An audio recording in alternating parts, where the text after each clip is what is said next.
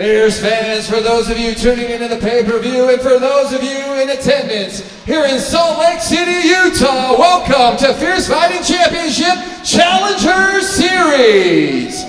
Tonight's event is sanctioned by the Pete Suazo Utah Athletic Commission with Executive Director Scott Bowler in attendance. Dr. Cabot Murdoch is also K-side this evening, along with timekeeper Brittany Jones and scorekeepers Shaylee Mora and Tracy Patillo. The judges for the evening are Stephen Farragher, Dennis McMahon, and Dan First. And the referee in charge when the fights begin will be Dave Selyusted. Fierce fans, we are moments away from our first fight of the evening, but at this time we ask that you please rise and remove your caps as we honor our country with the singing of our national anthem. Please welcome extremely talented vocalist Lonnie Hansen.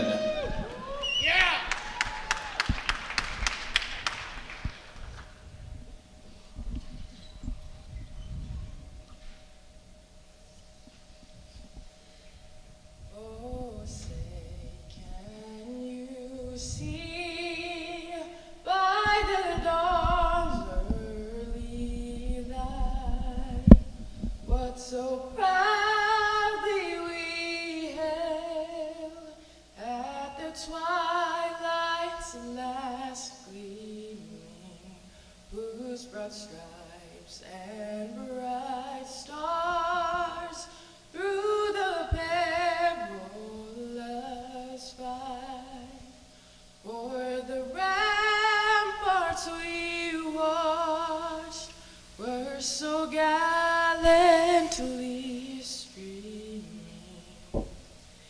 and the rockets' red glare, the bombs bursting in air, gave proof through the night that our flag was still there. Oh, say does that star-spangled banner yet wave o'er the land of the free and the home of the brave.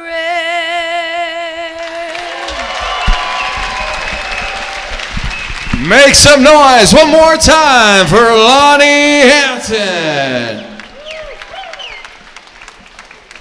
Fierce fans, we are now ready for what you all came here to see. 22 mixed martial artists and 11 total fights for one Fierce Fighting Championship Day. So Fierce fans, make some noise!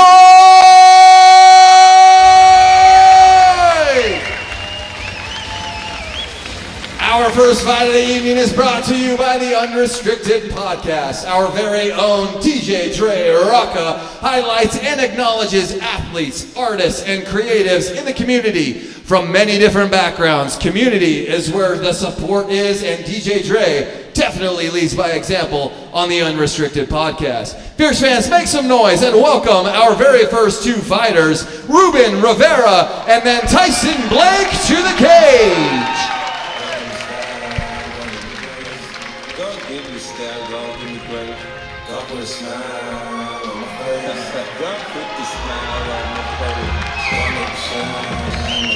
All right, 2 years taking in info as now he gets another step closer to an MMA career for Ruben Rivera. David, he's been built up by the good people over at Rise Boxing, but also spent so much of his childhood alongside his dad and little brother, throwing in the big mitts as well. Yeah, so I've actually been sparring a little bit with Ruben, and he is no joke. Seriously, one of the better boxers at Rise Boxing. I'm very excited to see what he can do. He throws with a lot of volume, but also has a lot of power for 125.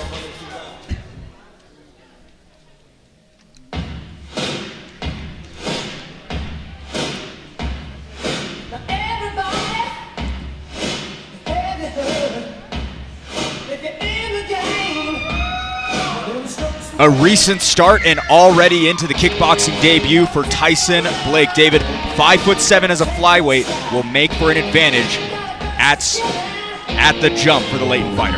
Yeah, and a lot of these one-hit MMA guys, they throw down, so this should be a pretty exciting kickboxing bout for both of these guys. All right, 2 of 22 start at flyweight. Ruben Rivera, the older of the pair by 3 years, the 4-inch edge in height, flies by way of Blake. Both sides sit on the scale with no issue as the debut dawns for the two combatants. All right, Mike is hot. Here's Hoops. Fierce fans, this fight is brought to you by the Unrestricted Podcast. This fight is an amateur flyweight bout scheduled for 3 2-minute rounds. When the fight begins, the referee in charge will be Dave Selyusted. Introducing the first fighter, fighting out of the blue corner, making his amateur kickboxing debut. He stands 5 feet 3 inches tall and weighing in at 125 pounds. Fighting out of Rise Boxing, hailing from Park City, Utah. Fierce fans, make some noise for Ruben Rivera! And introducing his opponent, fighting out of the red corner, also making his amateur kickboxing debut. He stands 5 feet 7 inches tall and weighing in at 124 pounds. Fighting out of One Hit MMA, hailing from Layton, Utah. Fierce fans, make some noise for Tyson Blake! New digs for Tyson Blake in the red gloves, Utah's Ruben Rivera in the blue. This flyweight bout is brought to you by the Unrestricted Podcast. Join Dre Rocca to highlight Utah's finest athletes, artists, and creatives from all different backgrounds. New episodes weekly, anywhere you get your podcasts. First of 11 here this afternoon at the Masonic Temple. Ruben Rivera scores the first knockdown of the day. I'm telling you guys, Ruben, he's a dog, man. He can strike. Another couple of clocking shots. Ropes are keeping up Blake. Love seeing just that intensity out of Ruben.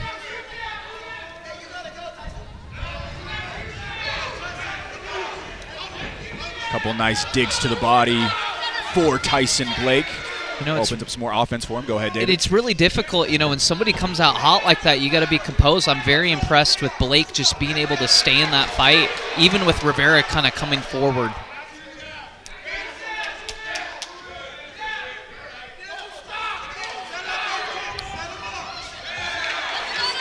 Rivera heaves so heavy. Been around the combat scene for so much time. Nice overhand right lands for the Rise Boxing boxer. And these flyweights, they're going so quick. This is a very intense start. I'm wondering if they can keep this up or if somebody's going to go down before that happens. 10-ounce gloves in there tonight. No shin pads in this one. Both parties have to approve of that as Tyson Blake trudges forward. Yeah, I respect these guys for not wearing the shin guards. They're just going for it. 3 2-minute rounds here on all 11 bouts. Again, Dante Morales, Joey Scott, the two men on the marquee here this afternoon at the Masonic Temple. It looks like they're slowing down a little bit, but Ruben's still throwing with a lot of power. Great. Go ahead. Great exchange from Blake, though, coming forward. He's finding most of his success when he goes into the breadbasket area of Rivera, but right now so much offense coming from the Park City fighter. Yeah, it just looks like Ruben's kind of a headhunter, throwing some lower kicks too, but Blake's doing a really good job of kind of diversifying some of his strikes. So I got a quick story about Ruben Rivera. Andrew Boquette called me a couple days ago, said you have to get this on the broadcast. About 6 years ago, he was palling around with Boquette alongside George Torres at the Marquee, a bar in Salt Lake City. They got into an altercation with another group, and within that melee in which they were dominating, Andrew wanted to note, Ruben, a flyweight, kind of got mixed signals and the friendly fire was turned off, accidentally clocked Andrew Boquette on accident. There was no knockdown, certainly no knockout, but Boquette did say it was a good punch. Oh man, you can never underestimate a flyweight, let me tell you. Those, you know, it's always the smallest guy on the playground that can have the biggest punch sometimes. Through the first 2 minutes, your thoughts on both. We see Mason Moyes just a couple moments ago heated in the corner of Tyson Blake. Yeah, I probably would have gave that to Ruben, but it was a close round, honestly. Top of round 2 brought to you by the Unrestricted Podcast. Dre Rocca does such a good job highlighting so many of the big names here in Salt Lake City, up and coming as well. Ruben Rivera opens up with a couple of heavy heaves. Just powerful punches. Every punch he's thrown, even his jab, he's rotating full extension on, and he has a powerful teep as well. But Blake's doing a good job coming back. I mean, he's staying composed. He's not withering away, even after getting hit with some nasty shots. Nice head movement by Rivera to dip out of the way of the attack of Blake. You know, one of the differences between MMA and kickboxing, obviously it's a shorter time, right? And so it seems like the intensity is just a lot faster. There's a lot more time for you to just throw a lot of fast and powerful punches because it's only 2 minutes. There's no opportunity to get to your range. You have to step inside and immediately go on the attack. Makes for such fun matchups. And right now, Ruben Rivera proving how that plays out here with about a minute to go, round 2. Yeah, if you're a fierce fighting fan, maybe we should be watching a little bit more kickboxing. Honestly, this is impressive. Ricky Mamone coming away with the performance of the night last night with Jacob Baird. An unbelievable performance by him. Had the fans on their feet throughout the entirety of those 6 minutes. Yeah, Ricky's a bad man. He's a bad man. Him and his brother. Dave Sellistead giving a stern warning on that collar tie by Ruben Rivera. Hanging a little bit too much on the one-hit fighter as he answers back with a clocking shot. Excellent hook from Blake. I think Blake's just trying to stay patient. You know, he's been getting hit all night, but he's still coming forward and picking his shots. Rivera retreats, throws one big up top, 10-second clapper goes. A little bit labored in the breathing right now is Ruben Rivera. I don't know if you're seeing that, David. I'm definitely seeing that. In fact, I felt like the momentum started shifting to Blake in that round, honestly, by the very end of it. Tyson Blake told me that he's looking to overwhelm Rivera in there today with his volume. Right now, it seems like the gas tank might be a little bit more primed for a third round over in the corner of Mark Gonzalez, as well as Mason Moyes. Thank you, Andrea, as well, one of our Fierce FC ring girls. David, what do you think Tyson Blake needs to do? Is it a finish that's in store? Because those scorecards might be a little bit scattered right now. You mentioned you think Blake might be up after round 2. Yeah, this is close. I think for both fighters, you know, you never want to leave it up to the judges. You might want to finish in this third round if you can get it. But at the same time, both people, they're dangerous. It looks like Ruben is a little restless in the corner over there, a little tired, but maybe he can turn it on in a second. Just about 2 more minutes to decide this one. Dave Sellistead having a quick conversation with the Park City fighter. One thing I will say is training up at Park City at elevation, it really does help your cardio, let me say. Rise Boxing, a good night last night. Jesus Graterol, a teammate of Rivera, coming away with a standout debut win. Rivera trying to match it. Yeah, the coaching up there is just phenomenal. Marco Sanchez, MG. Yeah, if you've ever been to Rise Boxing, I'd highly recommend it. Looks like a little bit of blood has now been drawn. We see some on the bicep as well as likely the nose, trying to find the genesis of it, but it seems to be coming from Blake. And this is a firefight. Zach Partridge, 2 claps for you, man, for making a phenomenal fight. This matchup's impressive from both of these guys. Nearing the 60-second mark of this one before we go to scorecards for the first time tonight. Yeah, I think Ruben he's kind of getting the better of each exchange, but Blake's still in it, coming forward. Leaking a lot from that nose, but still coming forward on the front foot, David. Yeah, both of these fighters are extremely tough, but I'm a little worried now. Blake's chin is getting a little bit higher.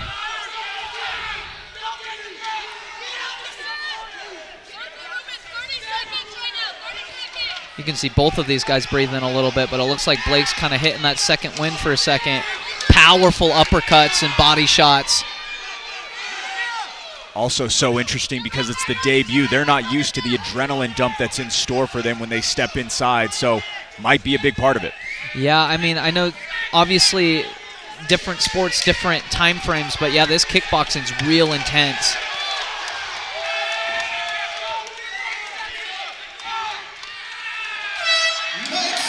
What a way to open up the show.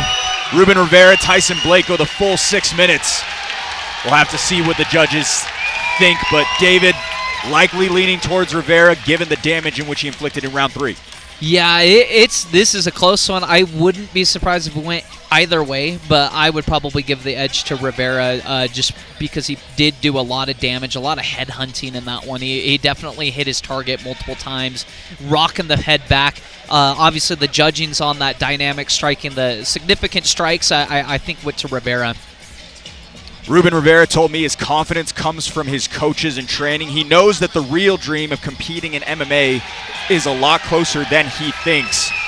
You got to wonder what he might be doing a couple months from now, maybe making his MMA debut. I mean, yeah, if you're a flyweight in Utah, an amateur flyweight, I would watch out for both of these guys, honestly, but especially Rivera just looked nasty tonight, you know. Those are the type of fighters that you don't want to really be in there with, honestly.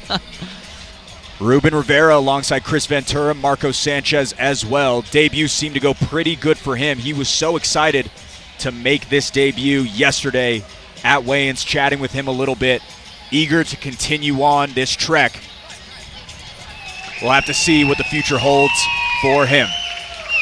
Looks like we've got some 10s and 9s in hand. With that, Dave Selystedt steps to the center, and we'll kick it inside to Jackson Hoops. Fierce fans, after 3 incredible rounds to start off the evening, we go to the judges' scorecards for a decision. All 3 judges score this contest 30-27, declaring the winner by unanimous decision. Out of the blue corner, Ruben Rivera. Ruben Rivera moves to 1-0 in kickboxing. Quick break with a message from our friends at Rockwell Watches. When we come back, we will move to Oscar Gavino and Isaac Macias. Come on, check this out.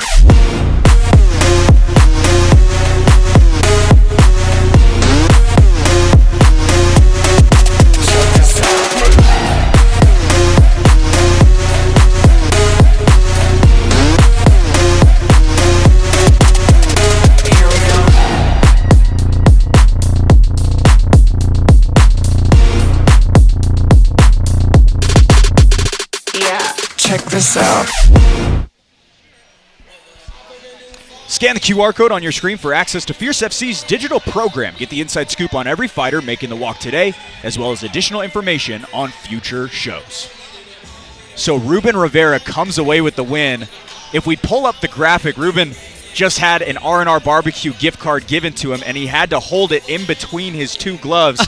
Not used to having the fingertips. If we could take off the graphic for the guys in the back, it was pretty funny to actually look at, but fans are certainly filing in here in Salt Lake City. A noon start time. David, your thoughts on kicking it off in the middle of the day? You know, this is definitely a different vibe, but I'm telling you, if you're on the pay-per-view right now, I would hop in your car and I would drive down here right now because that was a crazy fight to watch. I know that most of you guys are probably strictly MMA fans. You're a fan of the UFC or local MMA, but kickboxing, honestly, is a really fun sport to watch. I don't know if any of you guys watch Glory Kickboxing, K1, you know, all those things back in the day, too. There were a lot of kickboxing promotions that just were phenomenal to watch. Oscar Gavino and Isaac Macias trudge us on here on this 11-fight card. We'll kick it inside to Jackson Hoops to bring them out. Fierce fans, our next fight of the evening is brought to you by FightCon. The biggest fight event of the year is coming to Salt Lake City October 3rd and 4th from the Salt Palace Convention Center. You do not want to miss the Fierce Fighting Championship card at FightCon. Fierce fans, make some noise and welcome our next 2 fighters, Oscar Gavino and then Isaac Macias to the cage.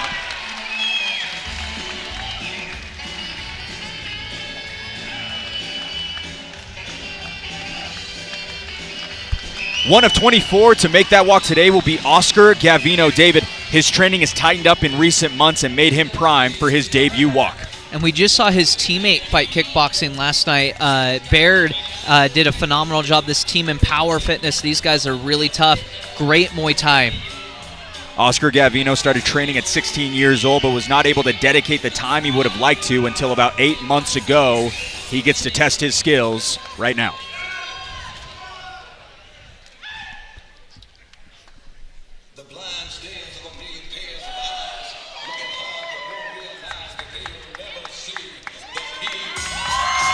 All right, the competition cycle continues as Isaac Macias breaks out a debut today. David, 3 years in the room getting prepped, already a gifted grappler. We'll see where the punches and kicks all add up as well.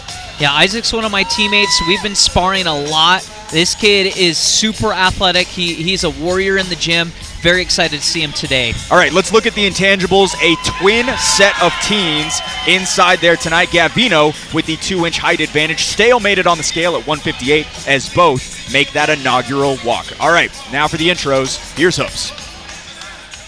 Fierce fans, this fight is brought to you by FightCon. This fight is an amateur 160-pound catchweight bout, scheduled for 3 2-minute rounds. And when the fight begins, the referee in charge will be Dave Selyusad. Introducing the first fighter, fighting out of the blue corner, making his amateur kickboxing debut. He stands 5 feet 11 inches tall and weighing at 158 pounds. Fighting out of Empower Fitness, hailing from West Jordan, Utah. Fierce fans, make some noise for Oscar Gavino! And introducing his opponent, fighting out of the red corner, making his amateur kickboxing debut. He stands 5 feet 9 inches tall and weighing at 158 pounds. Fighting out of Akima Jiu-Jitsu and MMA, hailing from Provo, Utah. Fierce fans, make some noise for Isaac Macias!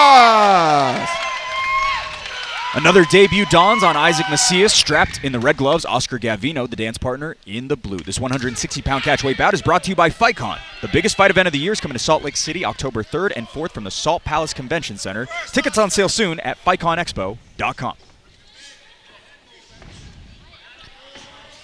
Macias already going to the body.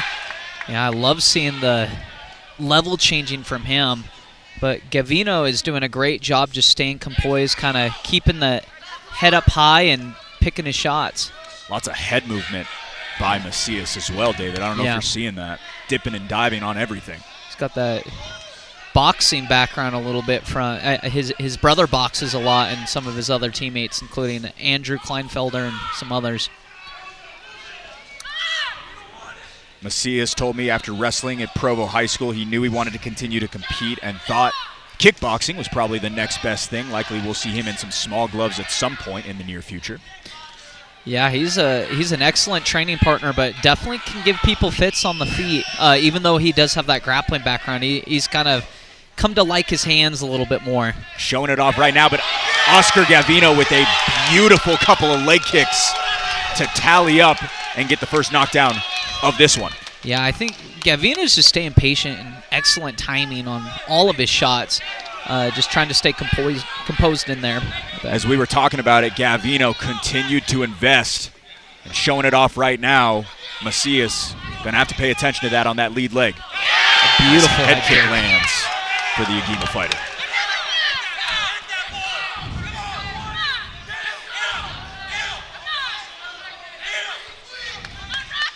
Yeah, these guys are kind of exchanging those kicks. You know, oftentimes in the gym we talk about monkey see, monkey do. Sometimes you throw a kick, then I throw a kick.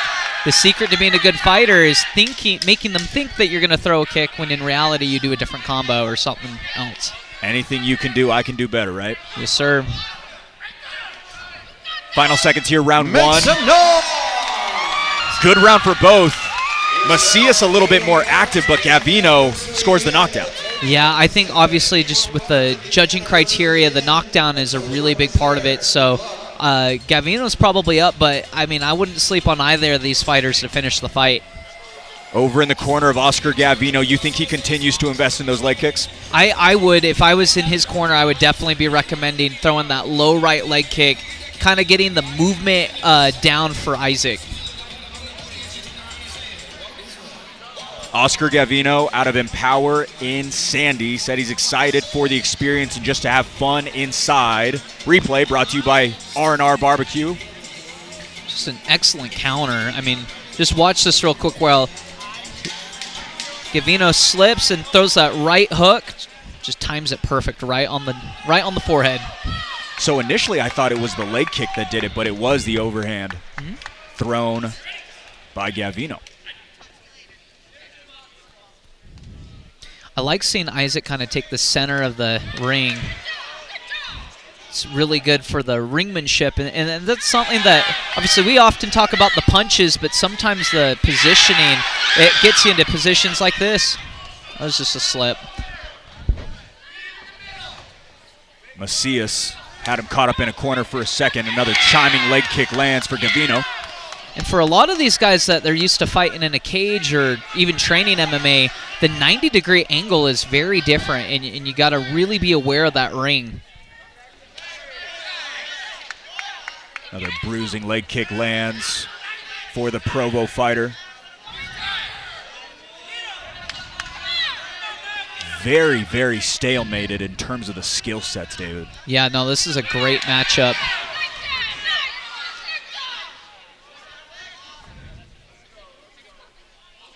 Looks like mouthpiece came out for Isaac Macias. Thank you, Dave Sellystead. Love to see the sportsmanship, too, and kind of acknowledgement. Obviously, you don't want to see anyone get hurt in there, but... Got a shot below the waistline. Yeah, looked like a low kick from Gavino. Immediately admits guilt. Certainly not advertent in any way, but Isaac Macias feeling it right now. Yeah, it's really tough when you're, you got the adrenaline going, but then, something stops it just like that. Obviously, got to recover and take that time to make sure that you're ready to go. One of the biggest mistakes that I see people make is they try to be tough and they try to just go right back into the fight. That's never recommended. Interesting. I know there's so many fighters who think, keep your foot on the gas, but also taking the time might be smart.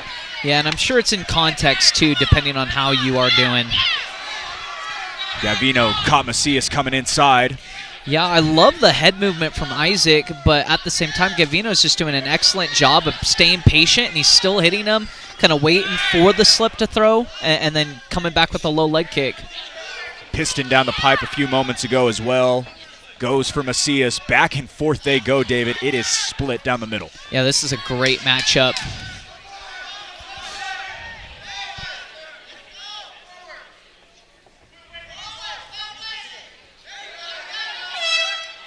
Another leg kick lands for Gavino late. Started to kind of difficult for him to stand up straight on that. Lost his foundation for just a second, David. Yeah, I mean, if I'm in power out in Gavino's corner, I am really harping, like, dude, you got to throw those leg kicks. You got to be unapologetic about it and try to get some knockdowns with it at this point in the third round. Oscar Gavino listening over to Nat Sursak. No Jacob Baird in the corner here tonight. He was supposed to be here. I saw him in the back, so I don't know. Maybe he's warming somebody else up, probably. But yeah, no. For Isaac, he needs to keep with that head movement, get Gavino to miss the first few punches, and then come back with an overhand uppercut. He was doing a great job earlier in the round, the second round of doing that.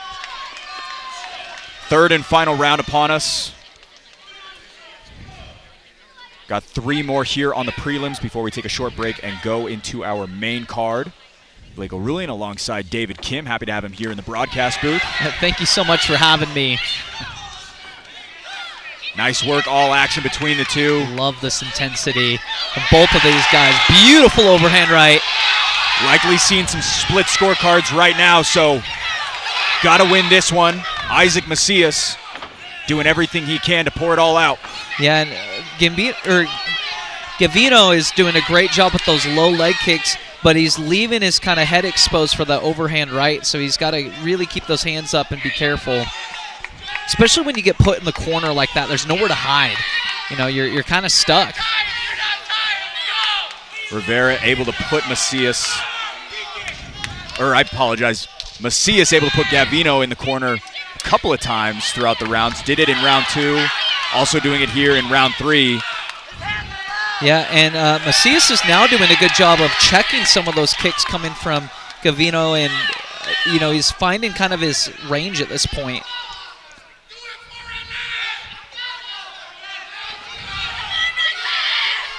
Macias picked up a read and now able to check those leg kicks. Yeah, I like the adjustment from Isaac, but Gavino is still landing them, and he's still kind of hitting those straight long strikes as the longer fighter. 30 seconds before we go to the 10s and 9s once again. You know, this next 20 seconds might determine this round. If I'm both corners, I'm yelling right now. Go, go, go. Couple of thudding blows land for the Akima fighter late. That head movement is impressive. He's had it the entirety of the fight. Cardio is completely intact. What a fight between these two, David. I am so impressed with both of these guys. They definitely need to fight more, honestly. Like, both of these guys, you can tell that they really have that dog in them.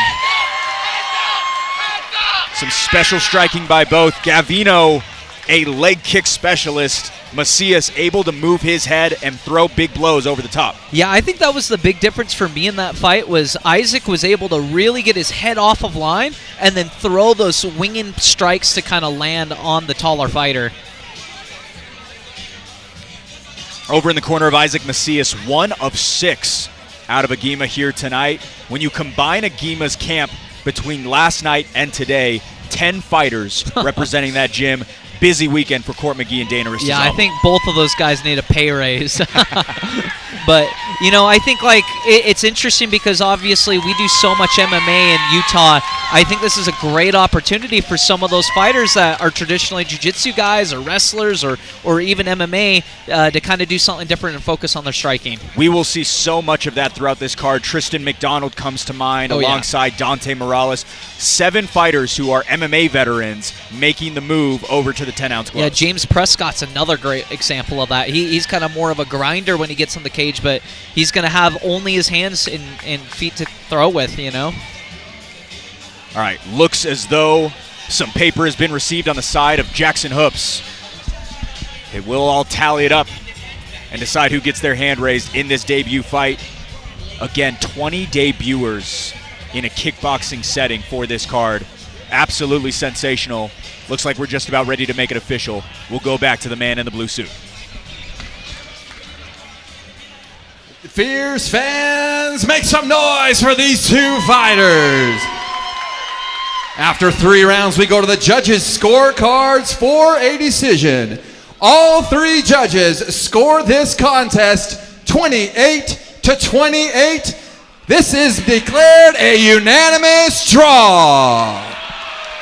Make some noise for these two fighters, ladies and gentlemen. So a unanimous draw. Neither one gets their hand raised. Neither one tallies a loss either. 1 minute timeout with FST Filtration. When we come back, we will bring out Alex Leyva and Joe Davis.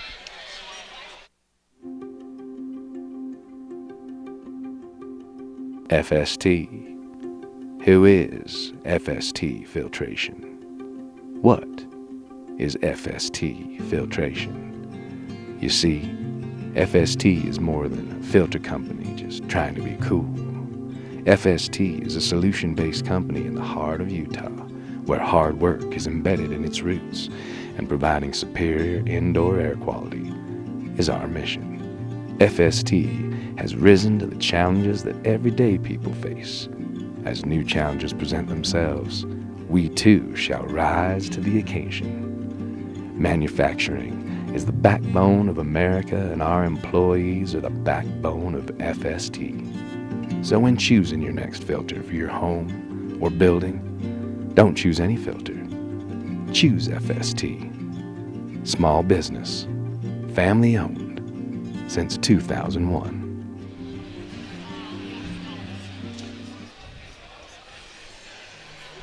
What a fight card we've got in store.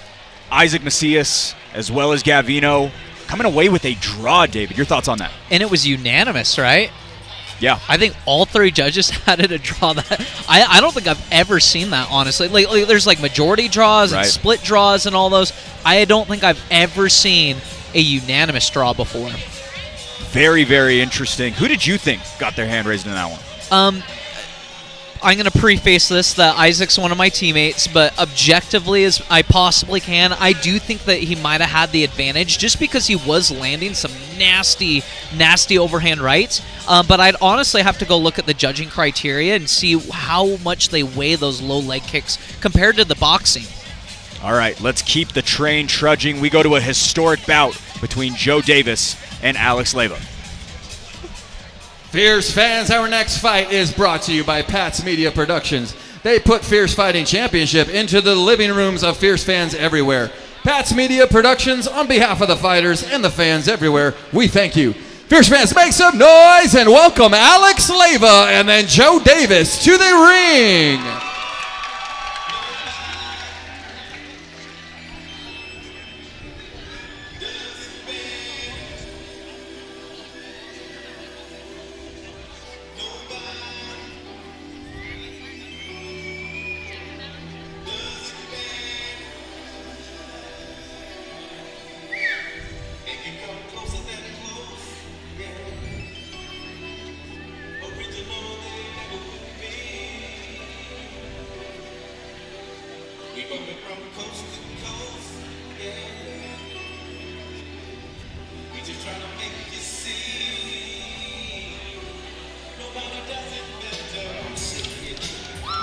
One of the most memorable walks in Fierce history heads to Alex Leyva. David, still a high school student and now sets a record as the youngest fighter to ever compete at Fierce Fighting Championship, 18 years old and 77 days. He graduates from Carbon High School in Price, Utah on Tuesday.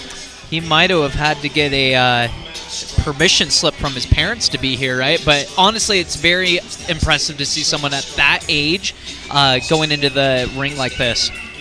Alex Leyva has had opportunities to fight out of state before, but wanted that first walk to be at Fierce, one of the more special debuts that I can remember. Steve Ergel in the corner tonight, but Cody Bunderson, the president of Fierce Fighting Championship, his longtime coach. Very excited to see him alongside Joe Davis as he enters the ring.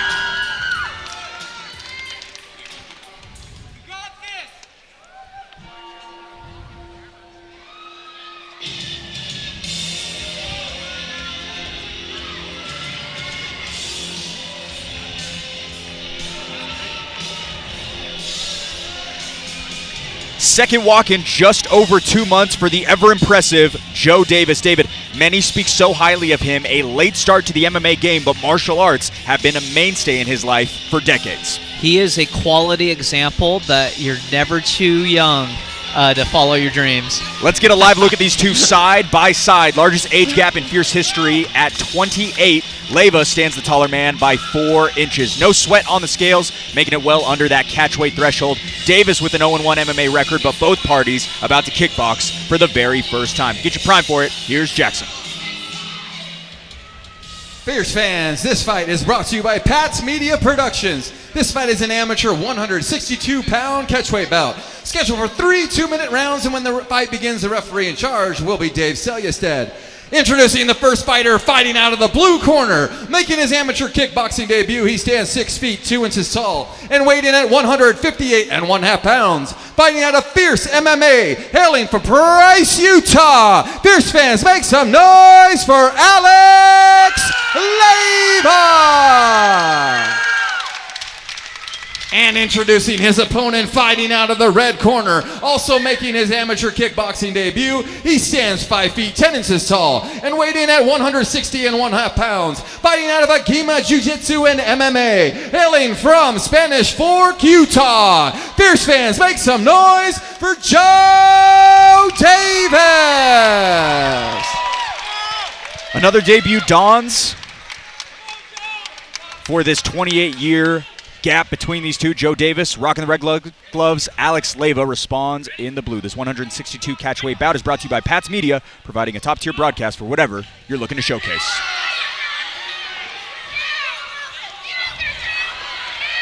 Frantic on the feet are the two fighters. Joe Davis, a 20-year karate black belt. Yeah, Joe also being one of my teammates. I've always been super impressed with him and just super impressed with his composure and resilience, you know, fighting with all of us young kids. It's very impressive to see him follow his dreams.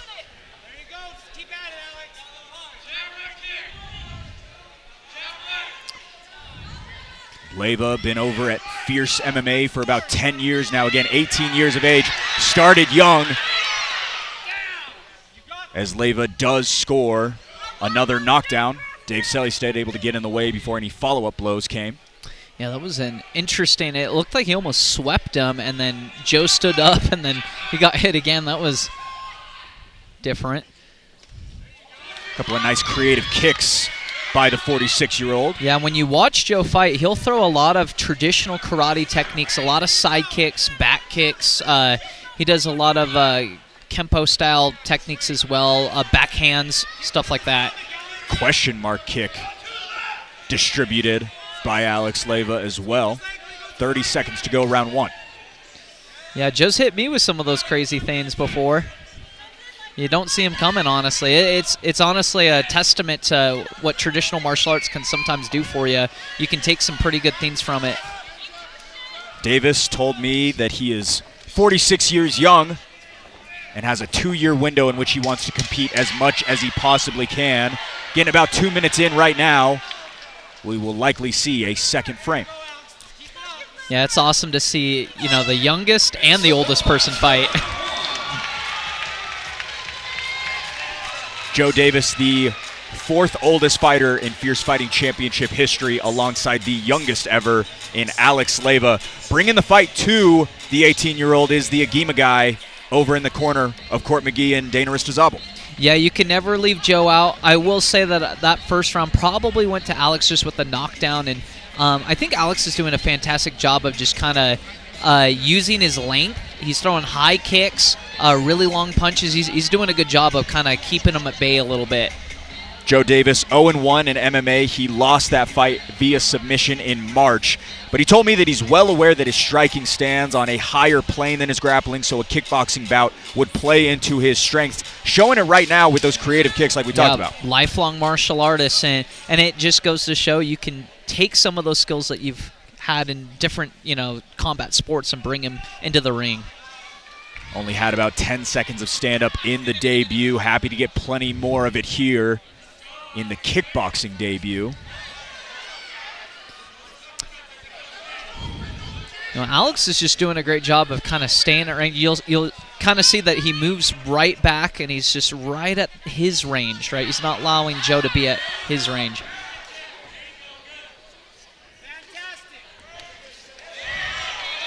Alex also with great teeps up the middle and body kicks, really focusing on those body strikes. Beautiful strike lands by Leyva. Davis stays upright. Talking about the frame size between these two, again, Leyva 6'2", 4 inches taller than the 5'10" fighter on the other side. Yeah, I think that length is kind of giving Joe some issues, but Joe's getting kind of nasty with it. Good with the clinch.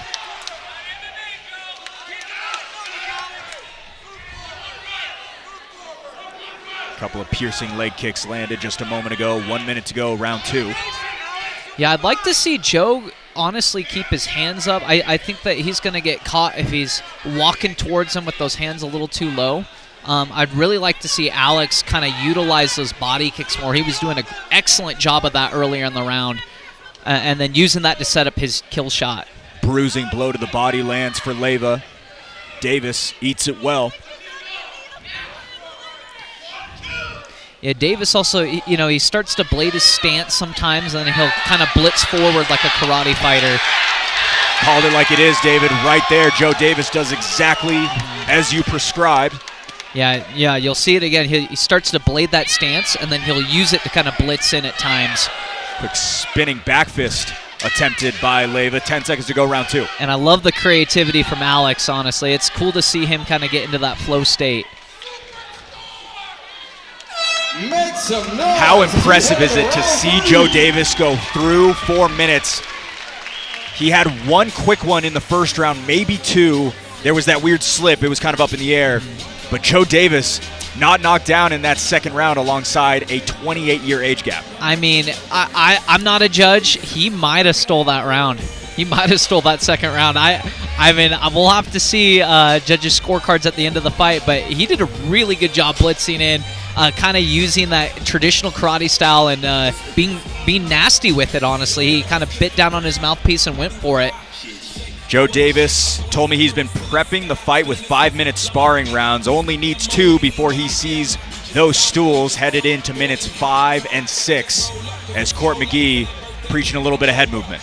You know, and this is honestly a big passion project for Court, you know, kind of seeing somebody like this who's following their dreams. You know, Court, he's an inspiration to many people, and I think he sees that in Joe. Round 3 brought to you by Pat's Media, the incredible production crew in which we've been working with throughout this entire fight-filled weekend. Beautiful start from Alex. Just coming right out of the floodgates, throwing that 2. Joe Davis now responds with a couple of his own. I think if I'm Alex, you know, you just got to stay composed and got to really focus on just throwing those long shots and those body kicks just like that. Every time Joe kind of gets into that clinch range, that, you know, short punch range, he's kind of getting underneath the taller fighter, and so Alex needs to kind of utilize that length just like that, using a long hook straight to the 2. Leyva seems to be the fresher fighter, not a lot of pep in the step of Davis. About 1:05 to go here in the 3rd and final round. Dave Selyusted warning Leyva of any sort of grappling close quarter conditions. Yeah, it's tricky because, you know, as fighters, we mostly do MMA at a lot of our gyms, but the kickboxing rules are a little bit different, and Muay Thai rules are different than that. So oftentimes you kind of forget exactly what you can do in each discipline. Kickboxing bout, a Muay Thai bout later on here to headline our prelims. Ryan Wallace and Luke Foxley will be sporting the elbow pads. Yeah, excited to see that. Joe's looking a little winded now, the older fighter, but a great teep, great front kick. If I'm Alex, I'm turning on the gas right now. How impressive is it to see Joe Davis go to a full decision alongside an 18-year-old and Alex Leyva, who's been training for a decade? No, it's actually amazing to watch both of these guys at their age, respectively. Big time pushback from Davis. Leyva tries to keep upright. He will do so, and we'll go to the scorecards again. David, you're on your feet. I mean, how is that not inspirational from both of these guys, honestly? Not just Joe, but also Alex being 18 and 46. I mean, it really shows that age is just a number.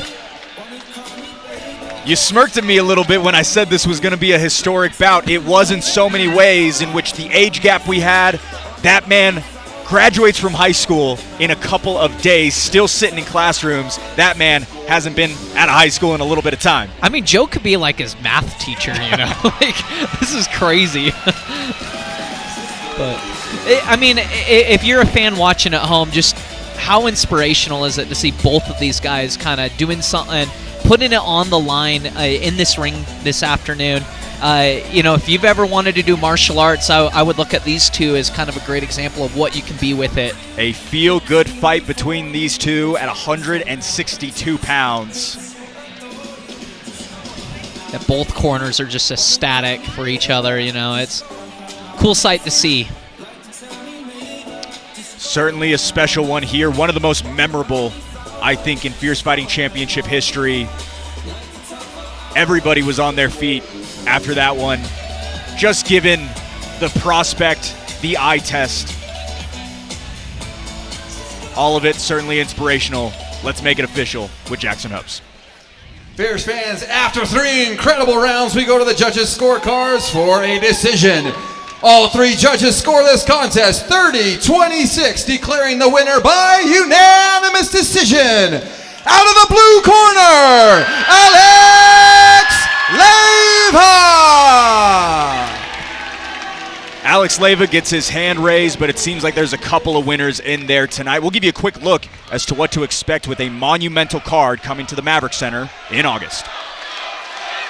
Big show field backed by belts on the line, live from the Maverick Center in West Valley, Utah. This is Fierce Fighting Championship. The pop when you come out here is so loud and it is so electric. Out cold! This is your house. That right hand was nuclear. He's got that violent look on his face that I always love to see. He makes his mark in the Maverick Center To prop up the Utah MMA scene.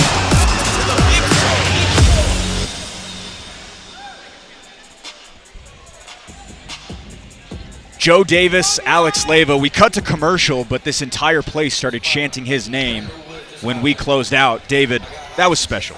That was honestly special. And I don't want to discredit Alex because it was pretty amazing watching him as a high school kid go against a grown man and get a dominant performance. I think he did a great job just kind of dominating some of the exchanges with powerful punches and kicks. But props to Joe for getting in there, and the crowd loved it. He's definitely a Fierce Fighting Championship crowd favorite at this point. Couple more left on our prelims. We will move to a catchweight bout between Lacey Vasquez and Mindy Zahedi. Fierce fans, our next fight is brought to you by Grit Lab 360, transforming lives by empowering underdeserved and disadvantaged youth through mentorship, scholarship, and sponsorship opportunities. Find out more at gritlab360.org. Fierce fans, make some noise and welcome Mindy Zahedi and then Lacey Vasquez to the ring.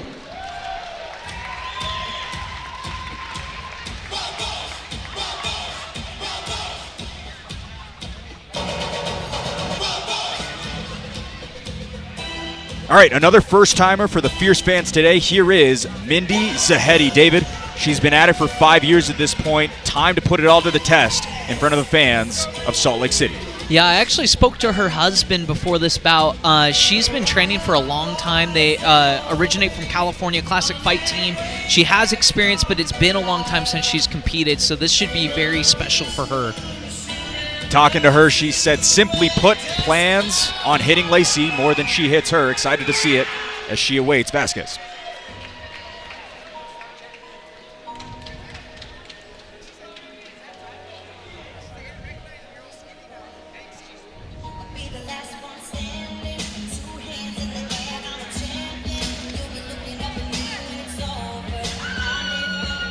Some time spent minding her MMA career, but back to kickboxing is Lacey Vasquez. David, one of two on this card with at least 3 kickboxing bouts under her belt, and again will have the experience edge headed into this one. And not only that, she is a mom of several children. She's soon to be a therapist. Just such an inspiration to just about every mom out in the crowd there tonight. Unlike so many on this card, she began with kickboxing in 2022 before she started her MMA stint. Might have the slight upper hand on that aspect as well. Tail of the tape, powered by R&R Barbecue. 1 year separates these two. Vasquez, the senior, Zahedi is 1 inch taller. No issues on the scale for either side. Lacey holds a 2-1 record. Zahedi's debut starts now. Fierce fans, this fight is brought to you by Grit Lab 360. This fight is an amateur 140-pound catchweight bout. Scheduled for 3 2-minute rounds, and when the fight begins, the referee in charge will be Dave Selyastad. Introducing the first fighter, fighting out of the blue corner, making her amateur kickboxing debut. She stands 5 feet 8 inches tall and weighed in at 139 pounds. Fighting out of Empower Fitness, hailing from Sandy, Utah, by way of Orange County, California. Fierce fans, make some noise for Mindy Zahedi! And introducing her opponent, fighting out of the red corner, holding an amateur kickboxing record of 2 wins and 1 loss. She stands 5 feet 7 inches tall and weighed in at 137.5 pounds. Fighting out of Agima Jiu-Jitsu and MMA, hailing from Eagle Mountain, Idaho, by way of Dallas, Texas. Fierce fans, make some noise for Lacey Fireball Vasquez! Back at it is Lacey Vasquez in the red gloves. Mindy Zahedi debuts in the blue gloves. This 140-pound catchweight bout is brought to you by Grit Lab, transforming lives by empowering underdeserved and disadvantaged youth through mentorship, scholarship, and sponsorship opportunities. Find out more at gritlab360.org. Vasquez opens up with a couple of uppercuts. Yeah, it's interesting to see her kind of lower her head. Normally, you know, I train with Lacey. She's normally the longer fighter, and she kind of uses that range, but she's uptight right now. Flooding the face right now of Zahedi is Vasquez. Zahedi's just kind of having a hard time. It looks like she's maybe a little bit of ring rust in there, but I'm sure she'll come to her senses soon. The thing about Lacey is she will just move forward on people if she needs to. She has no chill when it comes to going for it. First time back in a kickboxing setting for Vasquez since July of 2023 in Price, Utah, when she faced Nakaya August, who she actually stepped in for on this one. August suffering an injury and was unable to compete alongside Zahedi. And since that fight, they've actually been pretty decent friends, and so I'm sure it's complimentary. Also of note about that July 2023 fight, Vasquez took that on just a couple of hours' notice. We were at the gym, and Nakaya's opponent said, "I'm not getting on the plane." Lacey Vasquez stepped up. Yeah, Lacey is definitely one of the more game fighters, I'd say, in Utah, where she'll take a fight anytime, any place. You know, right now she's starting to get her therapy practice going and everything, and she was offered this fight on short notice and said, why not? Turns 35 in 2 weeks. Zahedi putting those years in the room into action right now. 15 seconds to go, round one. And Zahedi's doing a fantastic job just staying patient and now using it to kind of come back in this round and probably steal it. Tale of two halves of this round. Mindy Zahedi in the driver's seat for the back half of that one, David. Yeah, I think Lacey, you know, she comes out pretty hot and dominated the first half of that round, but then, you know, you kind of saw the tides turn, and Zahedi did a fantastic job of weathering the storm and coming back with the shots of her own. Nat Sursak again in the corner. Now Jacob Baird is out there, so likely was warming up Zahedi, but very good end of that round for her. Seemed as though Lacey got a little bit heavy in her legs. Yeah, and, you know, taking it on short notice, sometimes you kind of go in there being like, oh, man, do I really trust my cardio? But let's watch this replay real quick. Zahedi just did a fantastic job. There's a knee, just barely missed, and Zahedi was able to execute on that. Seemed as though Vasquez might have gotten gassed. I don't know if there was a specific strike that maybe altered her gas tank. I'm not sure. Yeah, I don't know if it was a strike, but, you know, the first half of that round, she was just moving forward, you know, unrelentlessly just throwing bombs. Got to be careful, you know, and kind of pace yourself, especially on short notice. Third straight fight in which Court McGee and Dana Aristizabal have been in the corner. Very busy afternoon for them after a busy night as well at Fierce Fighting Championship 41. Zahedi backs Vasquez up to the ropes and now nearing a corner. I think Zahedi's just doing a great job of kind of staying in good position. Lacey, you know, you kind of see her weight being distributed back and forth, and Zahedi's staying in that good Muay Thai stance. You can kind of see those hands are staying up as well. Lacey's trying to throw those low kicks, but unfortunately she's just not kind of getting the power that she needs off of it and is kind of leaving herself exposed. Couple of nice blows, consistent for Zahedi. Vasquez certainly rendered defensive in this second round. Yeah, you're kind of seeing Vasquez kind of reaching out there to kind of, you know, cover the distance or kind of block some of those shots, but Zahedi's doing a great job of staying disciplined and keeping her hands in, throwing straight and hook punches. It's a little crisper in this round.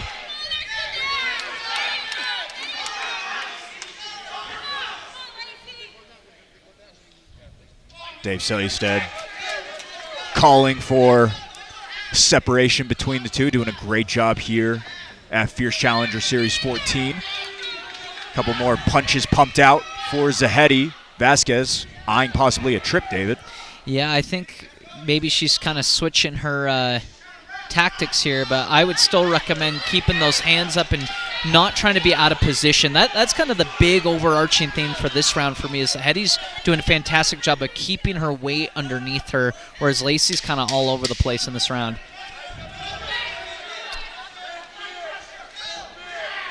Final seconds, round two. Likely leans towards Zahedi, but Vasquez never dropped in the round.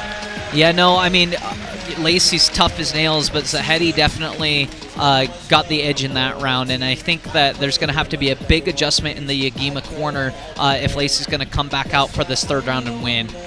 Body language-wise, looks as though she's gassed.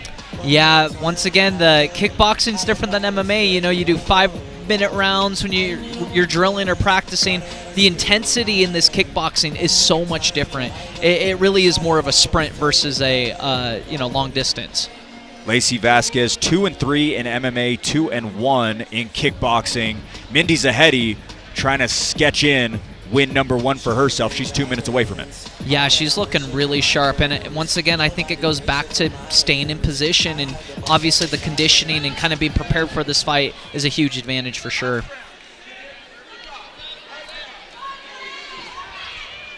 We've gone to the decision on every single bout so far. We'll see if we do again. Dave Selystead ready to kickstart round number 3, brought to you by Grit Lab 360.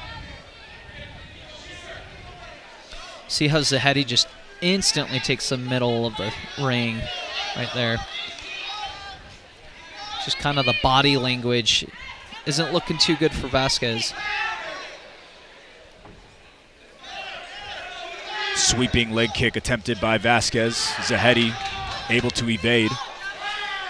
You know, with sweeps, it's a timing thing, right? But you also kind of have to get your opponent's respect with the striking on the with the hands, you know, because you can't just throw your leg out there and expect to sweep someone. It's all a timing thing. After you throw some combinations, you're hitting the person and they're moving forward, and you step them into the sweep. Continuing to keep her foot on the gas is Zahedi. Vasquez invests in the leg kick right there. And that was a better leg kick, but Zahedi unfortunately is kind of using that opportunity to throw rapid punches and multiple strikes at a time. More so trying to roll downhill. Vasquez connected a couple up top. Yeah, you can never count her out. She is a tough woman.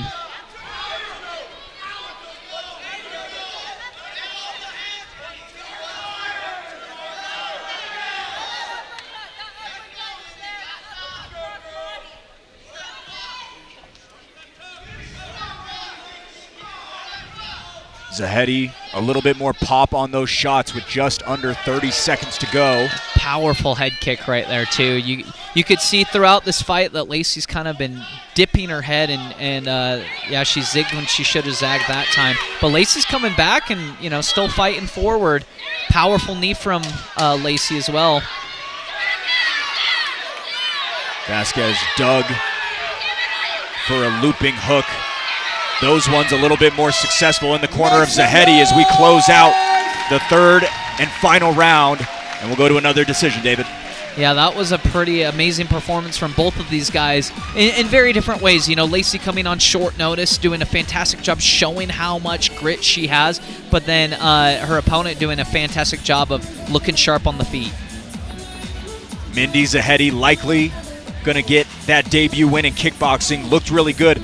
She spent some time, I have heard, in California over at Classic Fight Team. Said from Jackson Hoops that she's from Orange County. Interested to see if a lot of that was played into this as well.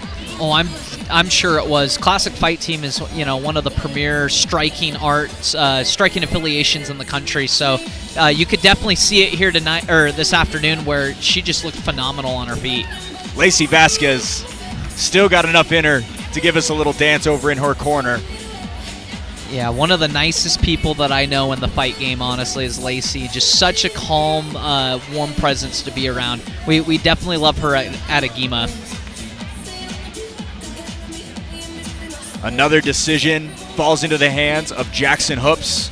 Mindy Zahedi puts her hands up. She thinks that she's gotten it done. Puts together a quick combination for our great camera crew here at Pat's Media. All right, another decision to be delivered by Jackson Hoops. Fierce fans, after 3 incredible rounds, we go to the judges' scorecards for a decision. The judges score this contest 30-27, 29-28, and 29-28, declaring the winner by unanimous decision. Out of the blue corner, Mindy Zahedi. Mindy Zahedi gets her hand raised. Short message from Rockwell Watches. We'll be back with more Fierce Challenger Series 14. Come on, check this out.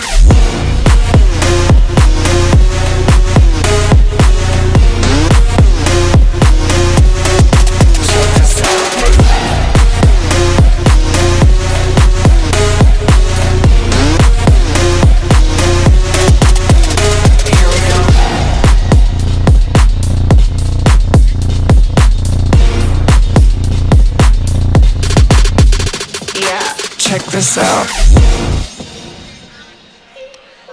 Scan the QR code on your screen for access to Fierce FC's digital program. Get the inside scoop on every fighter set to make the walk this afternoon, as well as additional information on future shows. Blake Arulian alongside David Kim, Luke Foxley, Ryan Wallace headline the prelims with an amateur featherweight Muay Thai bout. David, this is going to be fun. Oh, we're changing up the rule set for this final bout of the prelims. This is exciting. Excited to bring them out. With that, we'll follow suit with Jackson Hopes.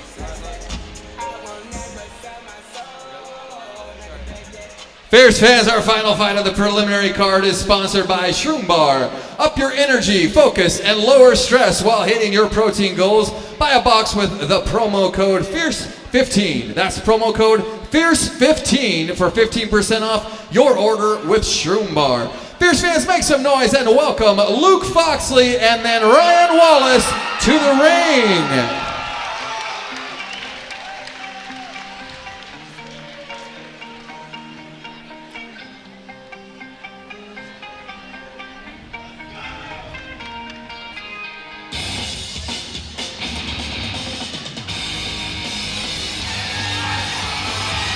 Another opportunity and a slightly different rule set for Luke Foxley. David, haven't seen him in some time, but word on the street is he's leveled up a lot from that kickboxing loss a couple years ago.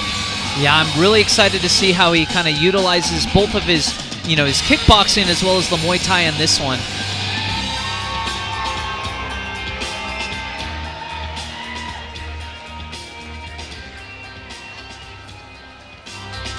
Luke Foxley, he entered into the ring, but I think he forgot to take off his shoes.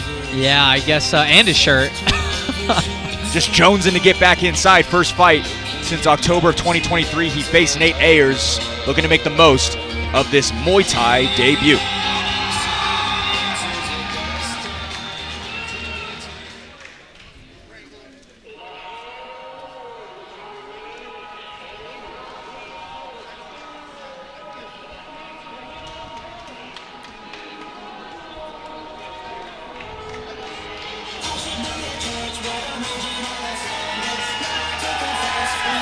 All right, another Muay Thai rep for Ryan Wallace. David, it took a couple of rounds, but the final 2 minutes we saw of him, he looked dangerous in the debut, triggering a litany of knees. Yeah, Ryan Wallace is a dynamic fighter. Don't let the 0-1 record fool you. Being from the dojo with Joel Haro, Bobby King in his corner, this is going to be an exciting afternoon. Let's pull up the numbers between these two featherweights. Foxley is 4 years older, if we have it. But if not, there's still a slight height advantage leading the way of Wallace. Also, there was a 2.5-pound differential on the plate yesterday at 143 for Wallace and 145.5 for Foxley. A little bit more Muay Thai tread on the tires of Wallace. And with that, we will kick it back in to tee it up with Jackson Hopes. Fierce fans, this fight is sponsored by Shroom Bar. This fight is an amateur Muay Thai featherweight bout scheduled for 3 2-minute rounds. And when the fight begins, the referee in charge will be Dave Selyusted. Introducing the first fighter, fighting out of the blue corner, making his amateur Muay Thai debut. He stands 5 feet 10 inches tall and weighing at 145.5 pounds. Fighting out of Wasatch Combat Sports, hailing from Culpeper, Virginia. Fierce fans, make some noise for Luke Foxley. And introducing his opponent, fighting out of the red corner, holding an amateur Muay Thai record of 0 wins and 1 loss. He stands 5 feet 11 inches tall and weighed in at 143 pounds. Fighting out of One Hit MMA, hailing from Layton, Utah. Fierce fans, make some noise for Ryan Wallace. First time at Fierce for Ryan Wallace in the red gloves. Luke Foxley returns in the blue gloves. This featherweight Muay Thai bout is brought to you by Shroom Bar. Up your energy, focus, and lower stress while hitting your protein goals. Buy a box with code FIERCE15 for 15% off your order.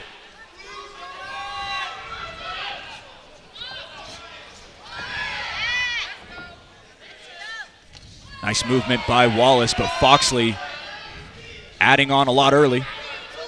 They're looking pretty evenly matched to start. both of these guys seem to have a little bit more of a Muay Thai background for sure. I mean, look at that. Foxley began training Muay Thai in June of 2022.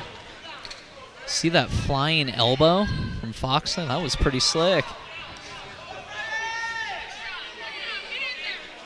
Again, Ryan Wallace lost a unanimous decision in September of last year, but looked so good in that bout, especially in the final frame of it. Luke Foxley, nice knee up the middle.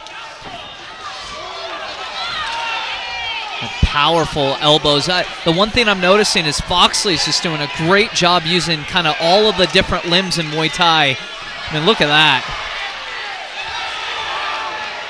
Couple of nasty knees continuing to pile up for Luke Foxley.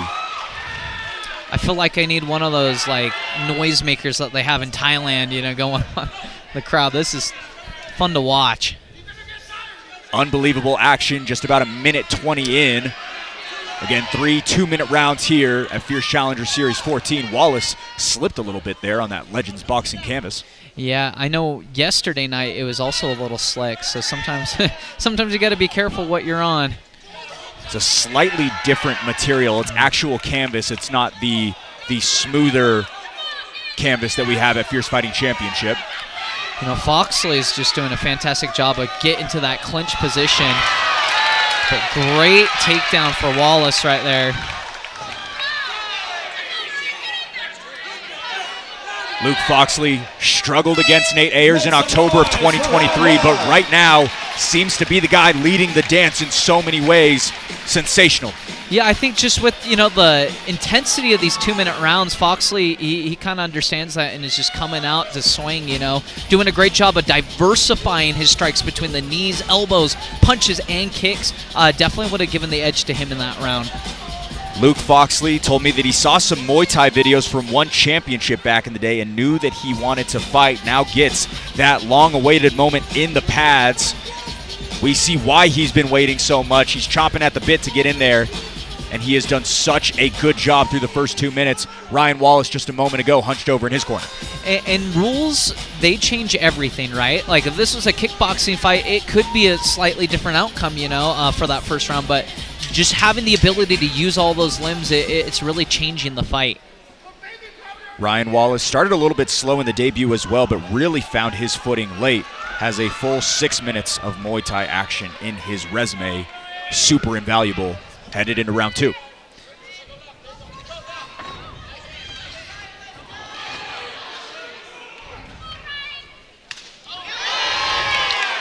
Powerful kicks from both of these guys, but Wallace kind of coming on strong in this round. Couple of looping rips to the rib. Land for Wallace. Now tied up are the two Muay Thai fighters. Yeah, I mean, I like seeing Foxley kind of trying to throw those knees from there, but it's a difficult angle, and Wallace is doing a pretty good job at this round of kind of using that clinch to throw some nasty strikes, whether it be striking up top or to the body. An electric matchup so far. Peaking leg kick lands for the Orem fighter.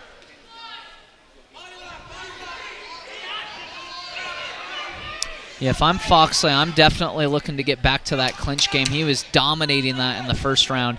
But Wallace is doing a good job finding kind of straight punches, a little more of the traditional kickboxing, you know. Wallace swings the bat once again. Foxley follows up with a high kick. Yeah, I think Wallace, he's throwing that powerful right-hand cross, but then he's not covering up afterwards. That could be something to expose. But Foxley needs to be careful, too, kind of being in that Thai stance, leaving that chin up potentially for a knockout. So impressed by the durability of every fighter so far, nearing the end of round 2. Yeah, it's different than MMA, obviously, with the big gloves, but these guys are still taking heavy shots. Wallace took so many in round 1, kept coming forward. Now the planes seem to have evened out.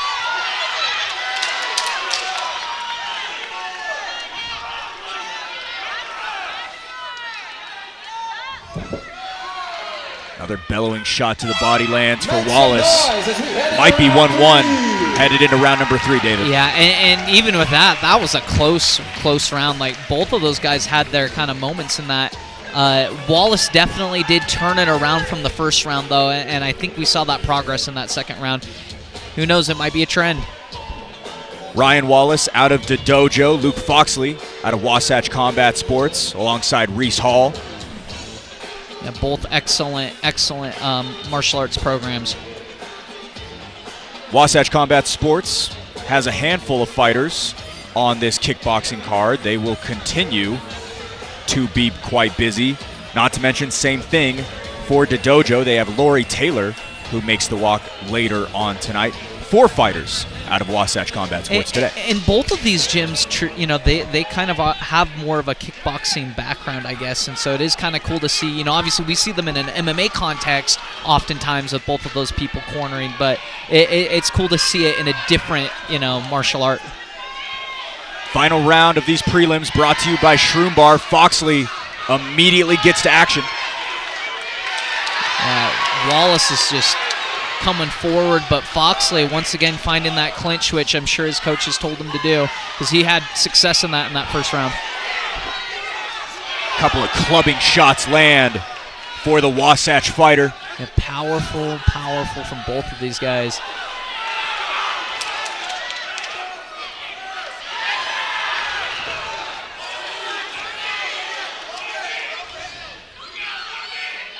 Both featherweights trying to find that finish late. Similar sentiment to you, David. Likely split down the middle.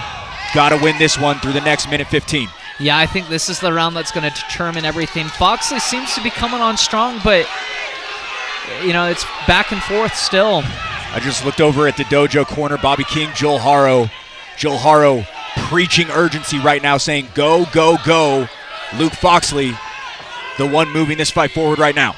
Yeah, I think he's just doing the best job throwing those knees, but that was an excellent spinning elbow from Wallace.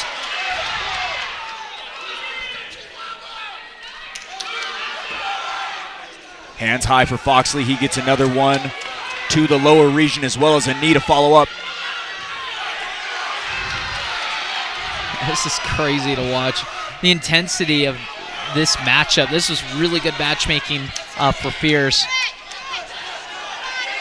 Great way to headline the prelims. We'll go back to kickboxing for a 6-fight slate on the main card. But waning seconds here as Wallace lands an elbow. Powerful strike. Fight of the night so far. Oh, totally. This has been impressive. They're still going.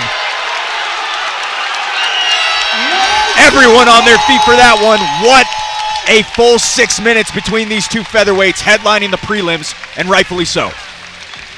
Guys, Muay Thai is in Utah right now.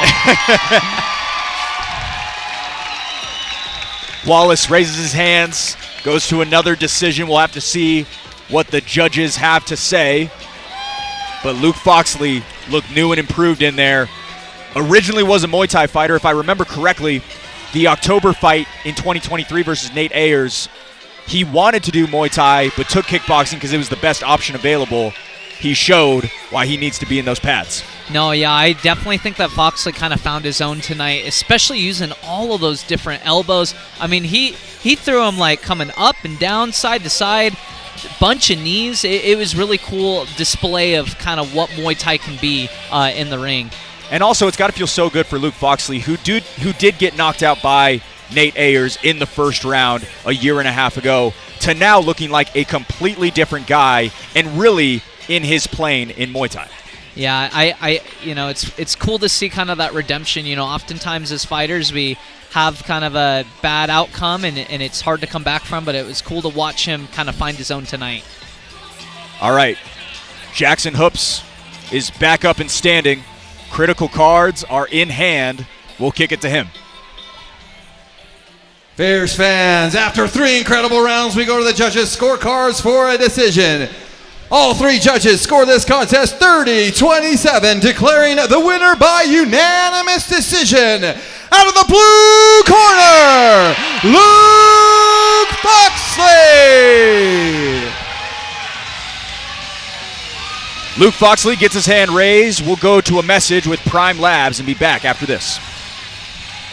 Hey Fierce fans, Kibble Davis here with Prime Labs.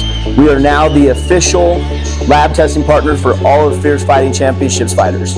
We provide a combat trio for all fighters across the Wasatch Front, as well as if you want to get in the best shape like one of your favorite fighters, we provide many comprehensive blood panels. All you have to do is click on the link or text 385-645-7400. Whether you're a fighter or just someone that wants to take charge of their own care and looking to address a lack of sleep, fat gain, or even muscle growth, Prime Labs has different panels for all financial situations. So please shoot us a text at 385-645-7400, scan the QR code, or please go to the website and come check us out. Bears fans, we're going to keep this going, but we have an intermission right now. We're going to make it 10 minutes. Halfway point hits us 5 fights in as we will step aside for a stint and be back with more action-packed matchups live from Salt Lake City. You're watching Fierce Challenger Series 14 presented by R&R Barbecue. Tristan McDonald. Back inside the Masonic Temple with a card that continues to impress. This is Fierce Challenger Series 14 presented by R&R Barbecue. Welcome in everyone to the main card. Blake O'Rulian alongside David Kim. Plenty more of fun prospects as we continue to up the ante for the back half of this one. Let's get the house mic hot again with Jackson Hoops. Fierce fans, welcome to the main card. This afternoon crowd is electric, so everybody tuning into the pay-per-view and everyone here in Salt Lake City, put your hands together and make some noise! We're going to start this card off with our next fight, sponsored by Underground Farm. For your cutting-edge peptide solutions that enhance health and wellness, use promo code FIERCE10. That's promo code FIERCE10. Driven by science, committed to your wellness, Underground Farm. Fierce fans, make some noise and welcome Cade Olson and then Tristan McDonald to the ring.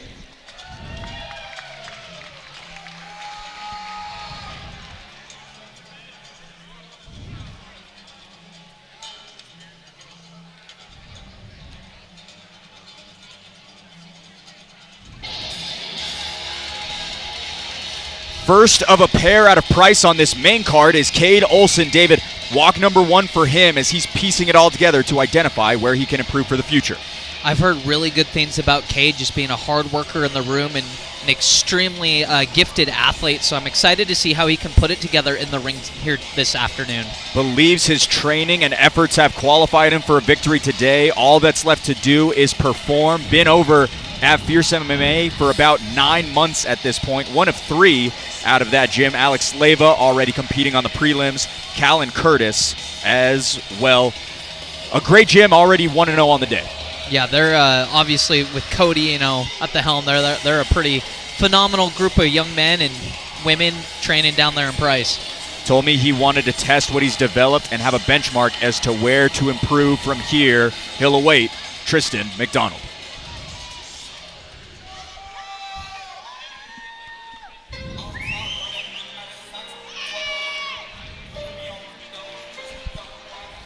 Well, coming off a decisive win in March, May comes with new challenges for Tristan McDonald. David, all that wrestling he has rendered irrelevant for today, but I think that's the point as he continues to develop. This is one of those classic situations where, Tristan being a D1 wrestler from Iowa, he's able to kind of show this kickboxing here this afternoon. First fight of the main card makes way to welterweight. McDonald is 9 years older, but similar in size at 5'9". Both land inside that welterweight confine as we note the kickboxing debut for both. All right, to kickstart the action on this main card, here's Jackson Hoops. Fierce fans, the first fight of the main card is sponsored by Underground Farm. This fight is an amateur welterweight bout scheduled for 3 2-minute rounds. And when the fight begins, the referee in charge will be Dave Selyusted. Introducing the first fighter, fighting out of the blue corner, making his amateur kickboxing debut. He stands 5 feet 9 inches tall and weighed in at 167 pounds. Fighting out of Fierce MMA, hailing from Price, Utah. Fierce fans, make some noise for Cade Olson. And And introducing his opponent, fighting out of the red corner, also making his amateur kickboxing debut, he stands 5 feet 9 inches tall and weighed in at 170 pounds. Fighting out of Agima Jiu-Jitsu and MMA, hailing from Pleasant Grove, Utah, by way of Lodi, Wisconsin. Fierce fans, make some noise for Tristan McDonald. First time in Salt Lake City for Tristan McDonald in the red gloves. A new name to the Fierce fans is Cade Olson, opposite in the blue. This welterweight bout is brought to you by Underground Farm. Optimize your performance, recovery, and overall well-being with advanced peptide solutions. Underground Farm, an official sponsor of Fierce FC. You know, the one thing about Tristan, he has a wonderful teep. You might see that here tonight. Able to catch the leg, nearly had Olson on the mat. Able to stay upright, though, is the prize fighter. And you're kind of seeing, you know, both of these guys do look pretty composed in there. And Tristan obviously has hours and hours of competition throughout his lifetime. The competition experience does translate regardless of sport sometimes. So cerebral in his approach to everything he does, always asking questions, always trying to find out new ways to get an athletic advantage. I'm impressed with Olson. A lot of head movement, a lot of movement kind of out on the outside. That time got a little bit too far out, though. Overextended, you know, leaning back too far. McDonald finding a little bit of success, also pumped out a couple of jabs there, finds another. And this just kind of goes to show the character of Tristan. You know, he struggled in his fight with Ole Mihov in the striking, and you can kind of see how much he's worked on it. Look how calm he is right now. Just kind of looking, staring down his opponent. He told me he was scared to take a kickboxing fight because he knew that he couldn't rely on his grappling, but then said that's why he knew he needed to take it. A lot of success right now on the feet. Just powerful straight punches. The thing that I'm kind of noticing from Tristan is just that powerful jab cross coming straight forward, everything down the pipe.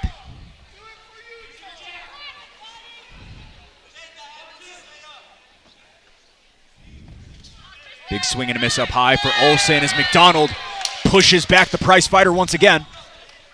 If I'm a lightweight in Utah right now, I'm pretty scared, honestly, because to see Tristan putting on a performance like this right now is staggering. Tristan McDonald just fought a couple of months ago in Idaho Falls. We were both on the call for that. Didn't look nearly as fresh on the feet as he does right now. He looks completely different right now. I definitely think that it's a mindset change for him. He's hyper-focused on the kickboxing for this bout, and it's paying dividends. Told me he was looking forward to letting it fly. Cade Olson trying to do something similar, but got a brick wall in front of him in Tristan. You know, and I'm impressed with Cade, too, you know, moving his head. He's kind of doing some different things, and he has his moments. He just kind of needs to find a way to get off center line because Tristan's throwing a lot of straight strikes down the middle. Cade Olson, his teammate Callan Curtis, competes in our co-main event later on tonight alongside a Agima fighter, Aiden Egler. More so an afternoon over anything else. If it was the winter months, we'd be nearing sunset, but all that being said, it's a little bit earlier in the day than we're usually accustomed to. Yeah, I've caught myself a few times this afternoon. Driving me absolutely insane. Olson cocks back the head of McDonald. Nice exchange between the two welterweights. It was a good start for him. The thing that I'm kind of seeing, though, is, you know, Olson, he gets off that first powerful shot. Ooh, that was a little low, though. Dead on center. Tristan McDonald looked like he wanted to continue to move forward, but Cade Olson had a little bit of a delayed reaction. And even though we all know Tristan as the D1 wrestler, he does have a karate background, so let's kind of see this back kick replay. Just a little bit too low and a little too close, too, unfortunately. Tristan McDonald looks at the replay screen, starts to say, my bad, immediately apologizes for it. He's a nice guy. One of the nicest. Super respectful. But yeah, he grew up doing a little bit of karate, so he does have a few of those traditional style kicks in there. Nice ripping right hook by the Agima fighter.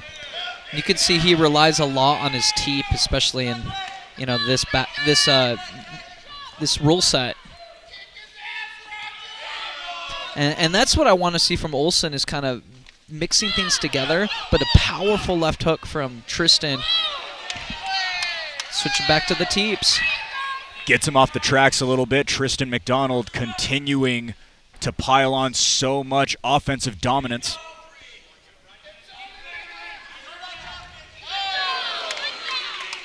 Another one there. David, I know we've already talked about it, but just looks like a completely different fighter. Gotta wonder what he's going to look like in the small gloves when he goes back to that. Yeah, I mean, and not just that, but the volume that he's throwing with, the level changing. I mean, we just saw a head kick from Tristan, which I don't think I've ever seen in any of his fights. He's really diversifying kind of his different techniques. Some blood starting to leak from the nose of Cade Olsen.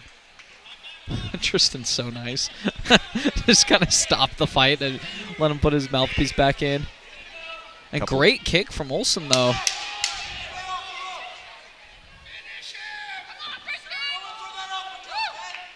Closing out round 2, McDonald continues to do just about anything he wants inside of that ring. And I don't know if a lot of people would have forecasted that, David. Something that I'm wondering, a wrestling match is like 6 to 7 minutes, right? And so this actually more so parries kind of the time frame of a wrestling match. It's a little more intense, a little more explosive. Maybe this does kind of favor kind of that intensity that Tristan has already built up over the years. That's a very, very good point, and an interesting one as well.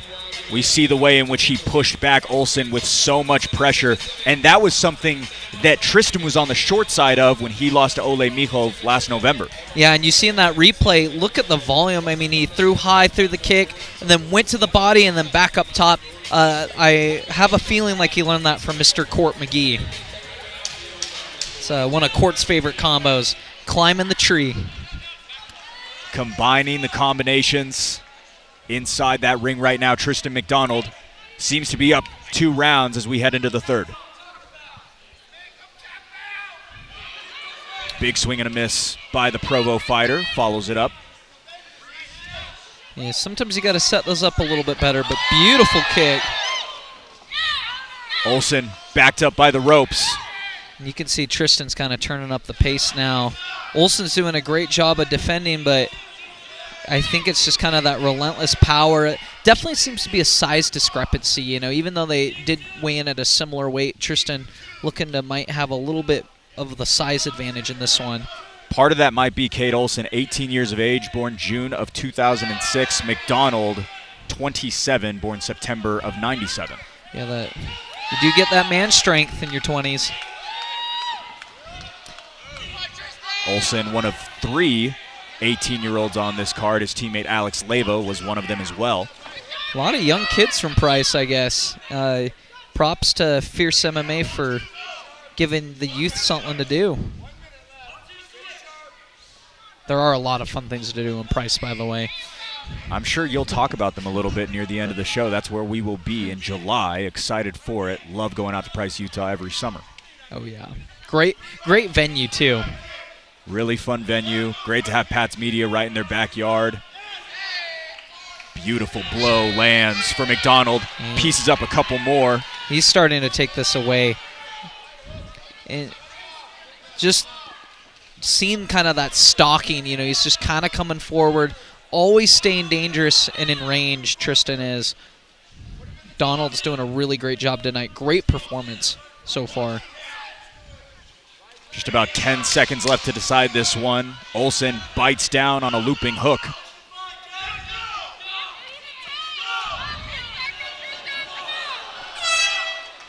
Olsen makes his way down, but we will go to the scorecards. Seems as though it was all Tristan McDonald. Pretty speechless by the way in which he was able to do that. Yeah, that was pretty impressive. Just from what we've seen in MMA, we saw kind of a completely different fighter without those takedowns and without that jiu-jitsu. I think that Tristan might have found something that can really help him in his MMA career. Let's watch this replay, though, real quick. Tristan, all 3 rounds used the teep. He used his jab and cross. All those straight strikes really paid dividends in this fight. And Tristan was, like, hitting it time and time again. Went back to the well every time. Again, I'll remind, he told me he was scared to take this bout. That is why he did. And just like the person that he is, comes out and shows out. He is such a high-level athlete, and because of his competitiveness and the way in which he wants to improve in every aspect of his life, Tristan McDonald passes the kickboxing test with flying colors. He is definitely a great example for these younger fighters of, you might be a dominant D1 wrestler from Iowa, but you can still learn some different techniques and be humble and have that white belt mentality and be able to add, different things to your repertoire. All right, scorecards in hand. We'll kick it back inside to Jackson Hopes. Fierce fans, after 3 rounds, we go to the judges' scorecards for decision. All 3 judges score this contest 30-27, declaring the winner by unanimous decision. Out of the red corner, Tristan McDonald.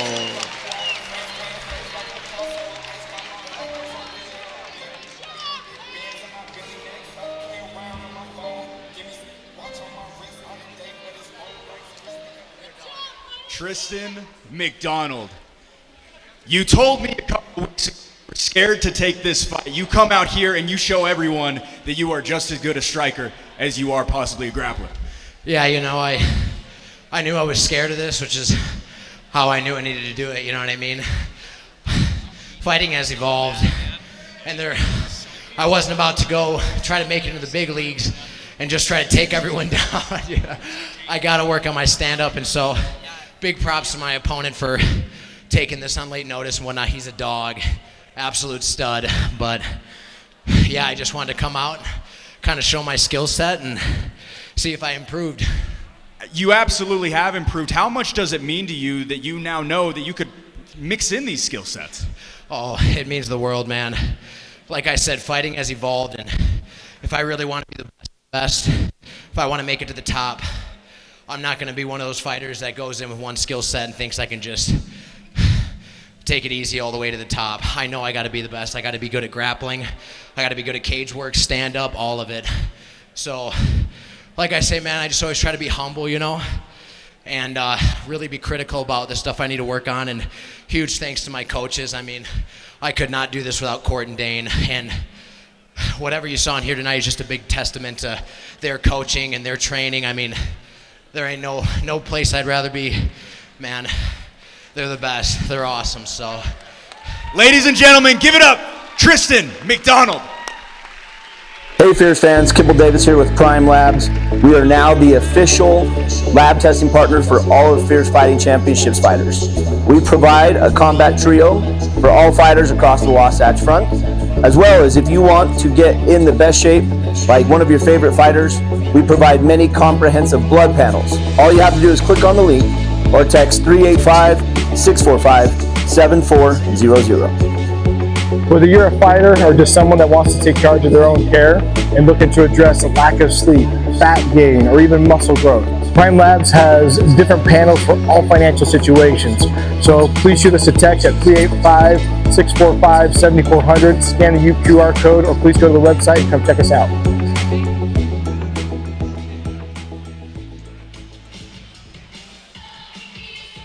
Scan the QR code on your screen for access to Fierce FC's digital program. Get the inside scoop on every fighter still to make the walk, as well as additional information on future shows. Blake O'Rulian alongside David Kim. Happy to have you here with us at Fierce Challenger Series 14. And David, Tristan McDonald looks sensational. James Prescott, Tate Merrill are next. I'm very excited for this one.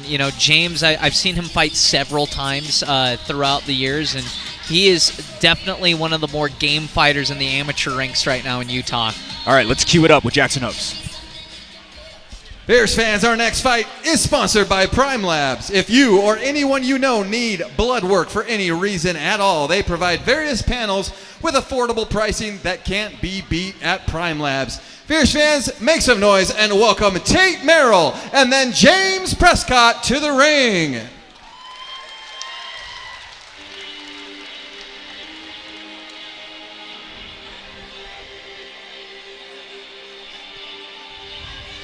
A good jumping off point in the early stages of his career. Here is Tate Merrill. David, A guy who might not have the repetitions of a James Prescott, but feels as though he can gauge where he goes with this walk. Yeah, I don't know much about Tate personally, but anyone that they put in front of James Prescott, you know, he must be a pretty confident and impressive fighter to match that. Tate Merrill, the independent out of Utah. Big hill to climb alongside James Prescott. He feels as though he's primed himself for it.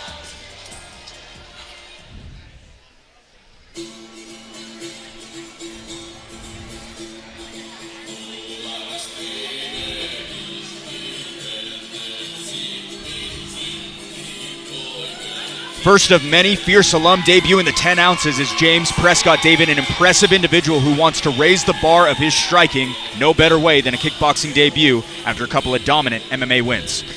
Very similar to the last fight with Tristan, you know, James being one of those grapplers that can kind of turn it on in the striking. Let's see what flies out the film for this middleweight clash. Tate Merrill just inside of his 20s with a 2-inch height advantage as well. Prescott accustomed to combat at large as Merrill makes his debut. All right, prime to get us started is Jackson Oates. Fierce fans, this fight is sponsored by Prime Labs. This fight is an amateur middleweight bout scheduled for 3 2-minute rounds, and when the fight begins, the referee in charge will be Dave Selyusad. Introducing the first fighter fighting out of the blue corner. Making his amateur kickboxing debut, he stands 6 feet 3 inches tall and weighed in at 184 pounds. Fighting as an independent fighter, hailing from Ogden, Utah. Fierce fans, make some noise for Tate Merrill! And introducing his opponent fighting out of the red corner, also making his amateur kickboxing debut. He stands 6 feet 1 inch tall and weighed in at 184 1/2 pounds. Fighting out of One Hit MMA, hailing from Layton, Utah. Fierce fans, make some noise for James Prescott! Staying busy is James Prescott in the red gloves, Tate Merrill, the independent, on the other side in the blue. This middleweight bout is brought to you by Prime Labs, providing fighter blood testing with a same-day to 48-hour turnaround at a discounted price. Call today at 385-645-7400. Prime Labs, an official sponsor of Fierce FC. I'm not surprised. If you've ever watched James fight, he always comes out hot. Steam coming out of the ears as well as the gloves, but Tate Merrill, a couple of nice big-time blows for him. Prescott on the front foot, trying to still find that clean connection as Merrill will slip.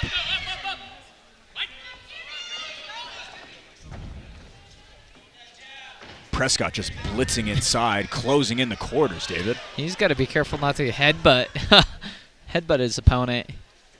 Getting so close. James Prescott, so impressive. Training 11 times per week. Most of those days are 2-a-days. When you think about that number, it's just staggering, David. Yeah, he's definitely one of those people that puts in the work in the gym. Told me he was looking forward to stand and bang inside there. Doing it right now, a man of his word. But I've been impressed with Merrill. I mean, he's doing some of the right things. You know, I'm seeing a few dips here and there, but throwing some knees right here. And crisp shots land as Prescott stepped inside. Able to separate once again is Selyusad. Tate Merrill, been training for about 5 months. 3 of those months kickboxing over at Cache Valley MMA as well as Foley's. Doesn't have a specific spot to call home just yet. And, you know, those are both excellent, you know, martial arts schools. And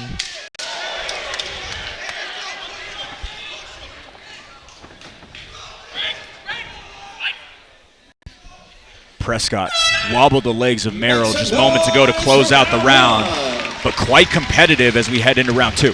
Yeah, I mean, Merrill's pretty impressive for going against someone with such experience, but, you know, James just kind of steamrolled that round and really dominated, just being kind of the more powerful fighter. We've got a mic right over near the corner of James Prescott. He's got Mason Moyes as well as Mark Gonzalez in the corner. They kept saying he's tired, he's tired. Are you seeing that as well? Yeah, tired, but also maybe a little bit dazed because James did catch him with a few that definitely got Merrill's attention.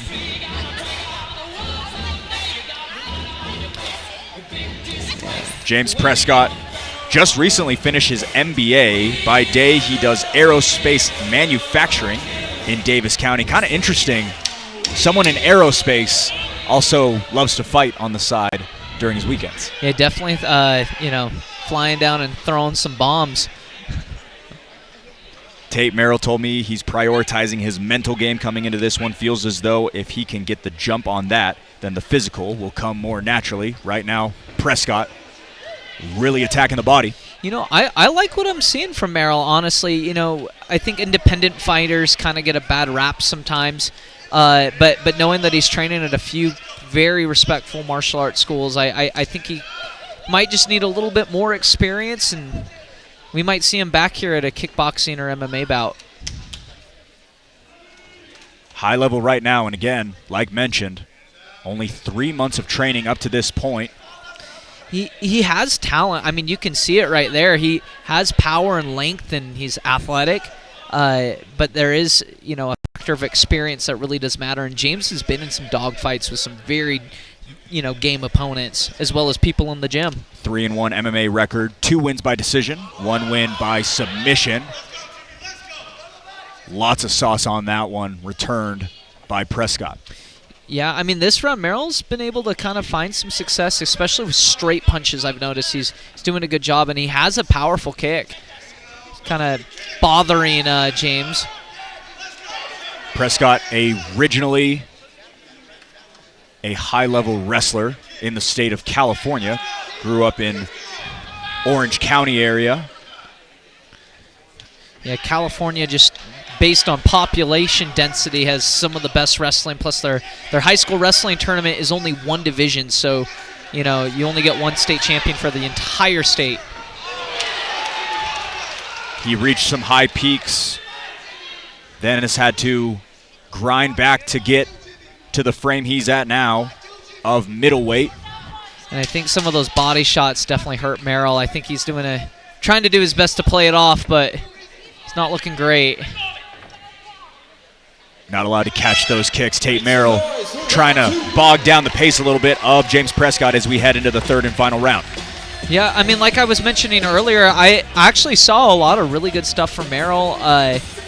Really powerful kicks. I think if I'm in the corner, I'm definitely telling my fighter to throw, double down on those kicks, throw some more straight punches, because he is able to use his reach and his length, but Prescott obviously just being way more dominant and kind of coming forward. 3 of 5 of James's opponents have been debuters up to this point when we're talking about his MMA setting as well. He told me that he likes the fact that he has no idea what to expect inside of that ring.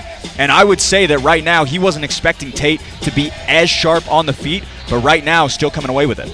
Yeah, I mean, the debuter is definitely the most unknown in MMA. There's nothing on him, but it does make it very exciting. Tate Merrill a little bit slower to get up. Yeah, that's a little wobbly on the foundation. That's definitely not what you want to see going into the third round. But yeah, the adrenaline dump's real, and with no experience, could be a problem. Prescott's shot backs Merrill into the ropes, trying to follow it up.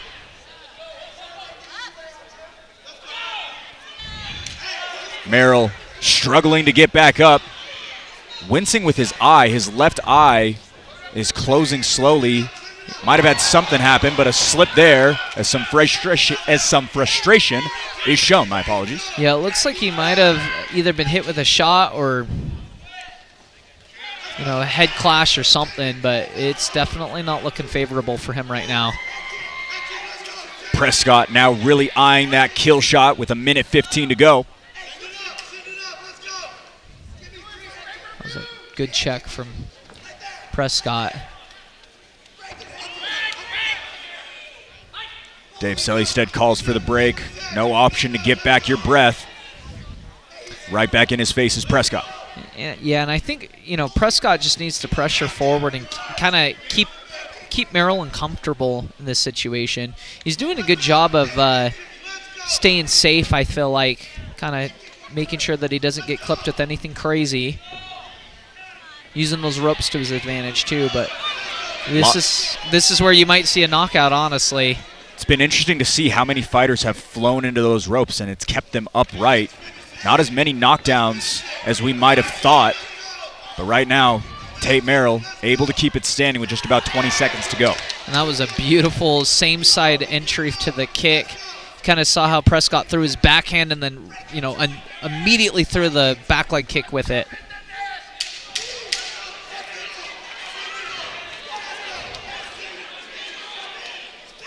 All Prescott through the past couple of rounds.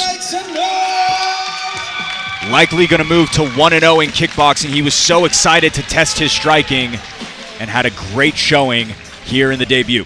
Yeah, if I'm a MMA fighter that really wants to, level up my game, I think this is where I would want to be too, is trying to find these different opponents and kind of isolate your skill set so that you can grow. Excellent performance from James, and props to Merrill for going in there against such an experienced and game opponent. 20 years of age for Merrill. He will likely have so much more to prove over the course of his career should he come back. Told me that he was using this as a guide to see which holes he needs to fill in his game. Again, hopefully we'll see him in either a kickboxing setting or maybe MMA, given that he trains jiu-jitsu. Yeah, no, it would be exciting to watch him. I think he just needs to kind of find a home and be a little more consistent, a little more experience. I think it would do him well, but he showed a lot of promise. Certainly did. As he gives a quick dap up to Zach Partridge. One hit MMA, seems to be happy with that performance. We'll have to see what he thinks if he is to get his hand raised. Fired up for this one, likely saying hello in the crowd to his loving wife and 2 boys. James Prescott, a very busy life, but always finds time to put those gloves on. Looks as though we've got cue cards in hand. To make it official, we'll go to Jackson. Fierce fans, after 3 rounds, we go to the judges' scorecards for a decision. All 3 judges score this contest 30-27, declaring the winner by unanimous decision. Out of the red corner, James Prescott!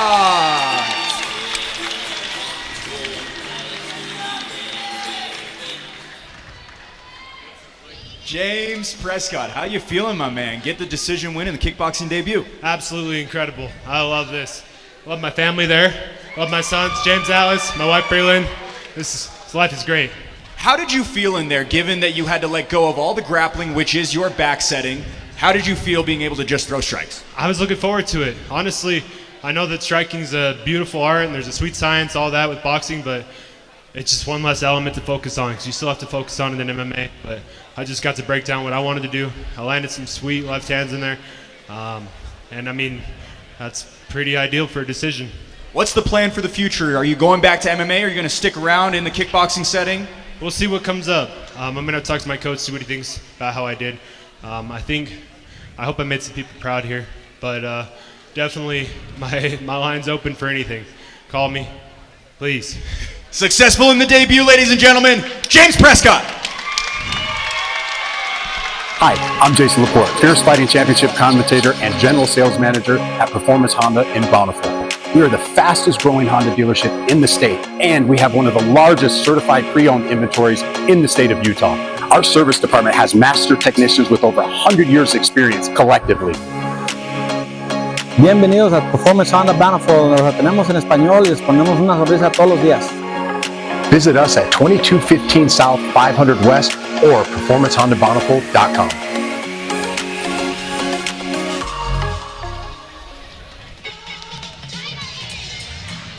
So James Prescott comes away with the win, 1-0 in kickboxing now. He said he's open to continuing to throw in those 10 ounces, David. Yeah, I think that a lot of these fighters, especially the ones that like to come out hot and have that intensity, I think they're going to find something really fun in that ring and might, go for a renew. We will have to see how things look in that one, but before we continue on, we got to talk a little bit about Lori Taylor and Melanie Dubois, the dojo in Kaysville, Utah, Wasatch Combat Sports in Orem, Utah. Yeah, I mean, this is the second time we've seen these two gyms match up, and like mentioned earlier, both of them, they're kind of more striking based, honestly, so it's going to be exciting to watch. All right, let's bring them out with Jackson Hopes. Fierce fans, our next fight is sponsored by Accelerated Athletics. Follow the best athlete and product development company on Instagram and shop online for your combat gear, training apparel, and much more.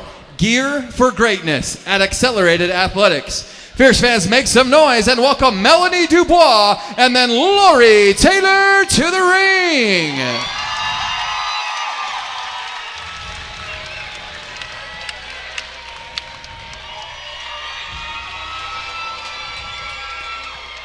Taking off the training wheels as a lifelong dream fulfills for Melanie Dubois. David, she's backed by some great names out in Orem as she puts all that practice into performance in the kickboxing debut. Yeah, Wasatch has always had a lot of great female strikers, so I'm excited to see how she can kind of piece things together and really show a display of martial arts here this afternoon. Melanie Dubois told me when she was a teenager, she asked her parents for a punching bag she used to envision being like the fighters that she looked up to. Now that opportunity comes to fruition.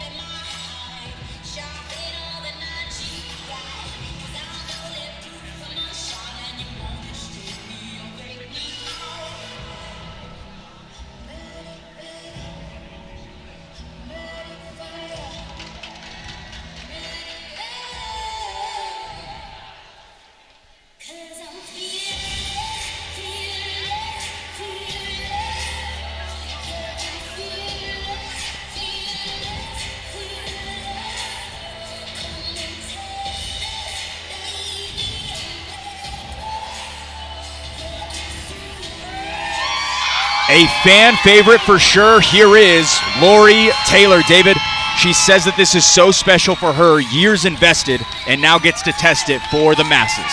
Yeah, I always see Lori on the dojo's Instagram, and Joel Haro trains with her. It's fun to see her now finally get that opportunity to fight. Tail of the tape, brought to you by R&R Barbecue. Dubois, the taller of the two, at 5'8", both sides passed the scale test with flying colors, as it's a first fight feel for these bantamweights, as we are queued up and ready to go here with hoops.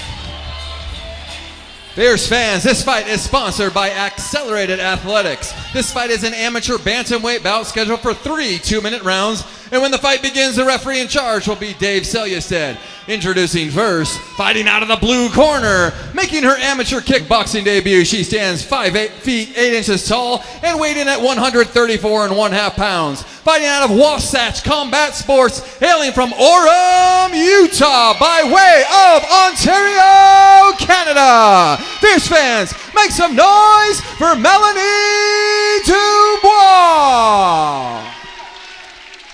And introducing her opponent, fighting out of the red corner, also making her amateur kickboxing debut. She stands 5 feet 6 inches tall and weighed in at 131 pounds. Fighting out of the dojo, hailing from Layton, Utah. Fierce fans, make some noise for Lori Taylor.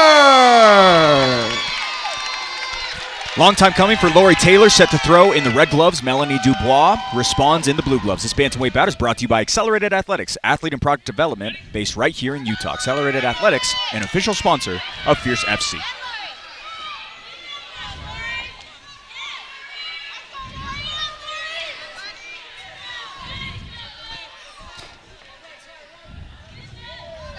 No feeling out process whatsoever. And Taylor already putting together a couple of combinations. Yeah, Taylor's definitely seems like she has a strength advantage, but both of these fighters look so fluid. You wonder if some of that Bang Muay Thai influence that both of these camps have had in the past or currently is showing out. A lot of fluidity. They're striking. I talked to Joel Haro yesterday, asked a little bit about Lori. All he said was he took a deep breath and said, "She's good. She's very good." And coming from Joel, that means something. Been training for 8 years, a coach for 6, showing out right now, just about 50 seconds into round 1. Yeah, Dubois, being the longer fighter, she really needs to keep Taylor at bay.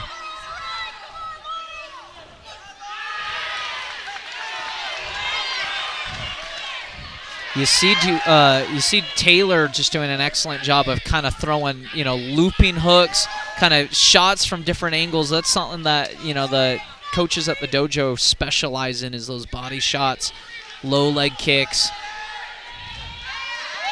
Taylor, a brown belt in the Bang Muay Thai system. In order to receive your black belt, you do have to compete in some sort of setting, so might see some sort of a promotional event for her as she digs to the body. And I like seeing Dubois kind of coming back with some straight punches, kind of standing her ground. That's what you want to see from the blue corner. Dubois has done a technical point competition in the past, but hasn't had a full contact competition like this one. Taylor getting out of the way of the traffic of Dubois. Solid first 2 minutes for both, but Taylor seems to be showing out. Yeah, I definitely would have given that round if I were a judge to Taylor, but I think that we're going to have to kind of see how this plays out, both of these guys being debuters, you never know, and sometimes people might get tired or might overextend themselves and get caught. Mina Yushirawadi, a part of Dubois' corner today, I should say. Been a huge help to Melanie in the process to get to this debut. Melanie, the first female to compete out of Wasatch Combat Sports since Mina in 2023.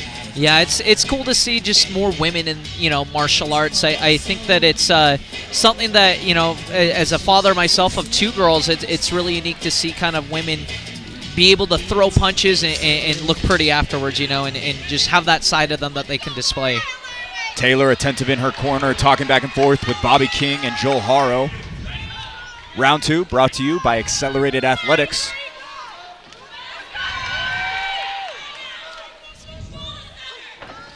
Dubois has some excellent teeps and knees. All the Wasatch fighters have had kind of that great Muay Thai going into their fights tonight.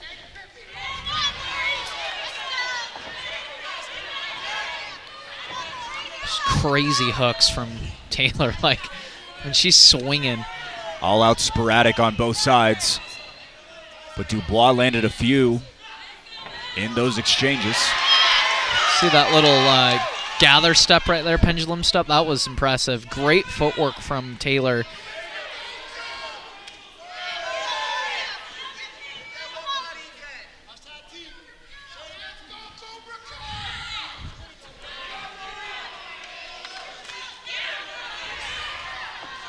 Taylor looks so good inside there, nearing the halfway point of the fight. She claps to the body. Yeah, she's just doing a good job of mixing things up, hitting different angles, different combos, different body parts. But, Dubois does a great job, too, just kind of using that length, using those kicks. She had a powerful body kick a few seconds ago that was pretty impressive, too. Again, continues to pile up those body shots. Dubois pushes back Taylor up top. Couple of echoing blows. Yeah, I think it's just a little overwhelming for Dubois right now. But, great exchanges, though. Dubois is definitely not out of this, as you can see. Stepping inside well, but Lori Taylor continues to be the one on the front foot. Final seconds, round 2. Going to be an interesting third round. Yeah, I think those body shots at the very end really had an effect on Dubois. That was really, really well placed by Taylor, honestly. Dubois been training Muay Thai for the last 18 months. 29 years of age, out of Wasatch Combat Sports. Told me that she was hoping to make winning a part of her reality, but more so just excited for the opportunity to compete in a ring at the Masonic Temple. The environment here is unbelievable. You David. said 18 months? Is Yes. that correct? Honestly, that's pretty impressive. It seems like there might be kind of a discrepancy in experience, even though they're both debuting. Those rounds in the room really do matter, so that's very impressive. She specified with me that she's been training Muay Thai for the last 18 months. So gotcha. maybe has been training a little bit longer than that, but specifically in a Muay Thai setting. Obviously, we're doing kickboxing rules at the moment. All that being said, interested to see how this final round goes. A smile from Dubois through the gloves.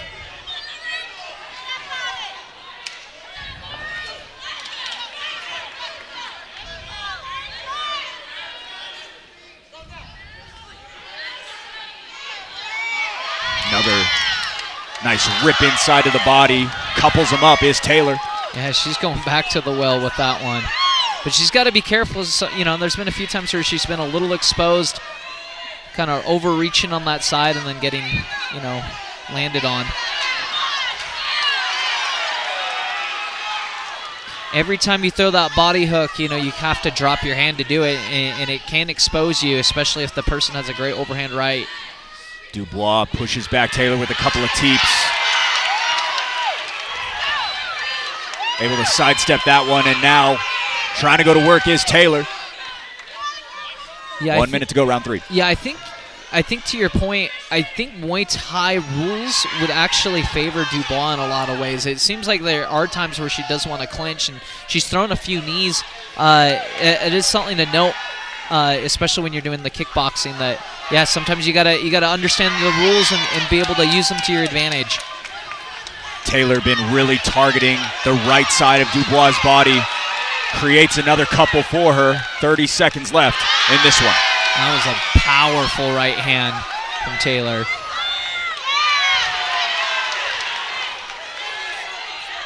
Damn.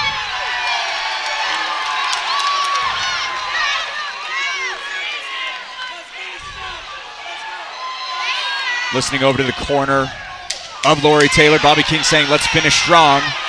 They think that they've done it. 10 seconds to decide this one. Yeah, but Dubois still coming out hot too. Unbelievable showing for both bantamweights.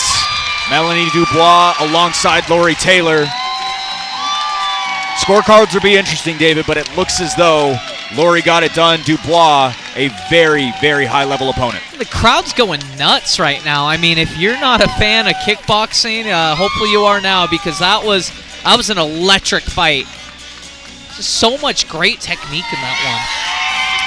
What particularly in terms of the technique impressed you? Maybe on the side of Lori Taylor as we're on her. Lori Taylor she had the motion. She had control of her body using body sponsorship to be able to rotate, and she would throw one shot and then swing back with a body hook, or throw one shot, pendulum step, and then throw a body kick. It was really impressive to kind of see the footwork and the movement all in action, all in one fighter. Lori Taylor, so much respect alongside Melanie Dubois. She was so excited to make this walk. Similar situation for Dubois. It's all over now, and they can take a big, deep breath and say that they've accomplished something that they've never gotten to do before. Yeah, I'll say this. I fought at 135 before. I would never fight these two girls. Let me tell you, I was honestly impressed from both of them. It was really cool to just see them be relentless, be fearless. This is amazing to watch, and that's what we do at Fierce Fighting Championship. All right, we've got the official decision in with Jackson Hopes. Friends, after 3 incredible rounds, we go to the judges' scorecards for a decision. All 3 judges score this contest 30-27, declaring the winner by unanimous decision. Out of the red corner, Lori Taylor.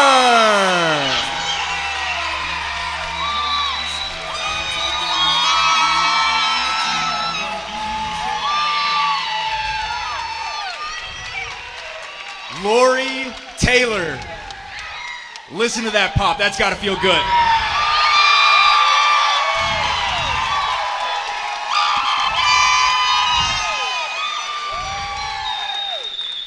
Talk to me a little bit about the emotions. Obviously, your kickboxing debut. Yeah, they're all over the place.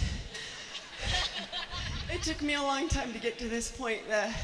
I've always been you guys. I've always been the one on the outside that gets everybody here and trains and works, and it was my turn.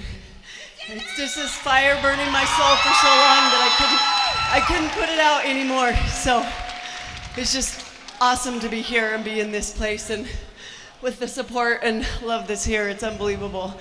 Are the emotions exceeding the expectations that you had? Absolutely, yes, absolutely. What's the plan for you? What would you like to do next? I don't know. It might be a fire that's in there that's kindled that might just explode. I don't know. We'll see. Just take it day by day. Day by day, successful again in the debut, Lori Taylor.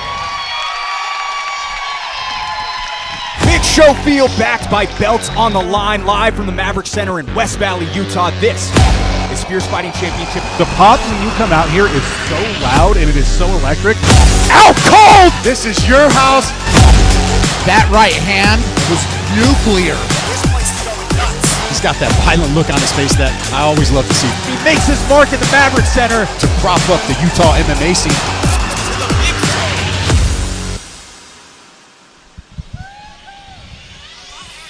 Scan the QR code on your screen for access to Fierce FC's digital program. Get the inside scoop on the rest of the fighters set to make the walk today, as well as additional information on future shows. Inspiring by Lori Taylor. So many here in support of her.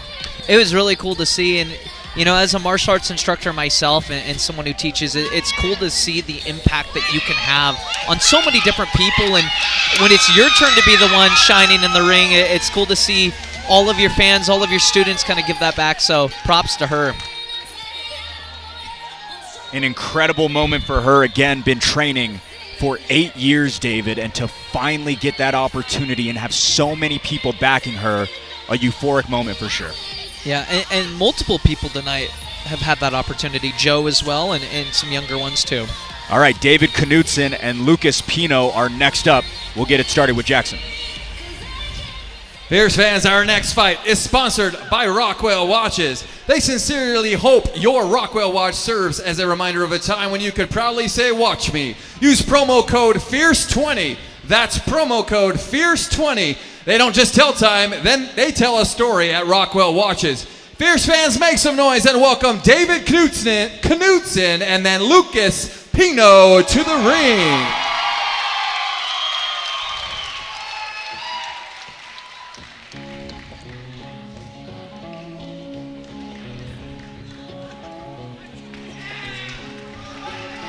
Well, it's been about a year, but back en route is David Knutson. David, not surprised to see him showing off more of his striking after a memorable debut last May. Yeah, this guy, he's definitely a very tactical and very powerful striker, so I'm excited to see what he can bring this afternoon and see if he can get the dub. Knutson, another name out of Wasatch Combat Sports, an impressive individual, 1-0 in MMA, beat Austin Cardone on 7 days' notice last May at the Maverick Center. That's impressive, 7 days, wow. Says he'll likely go back to MMA after this one, but is open to anything in a kickboxing slate. David Knutson awaits Lucas Pino.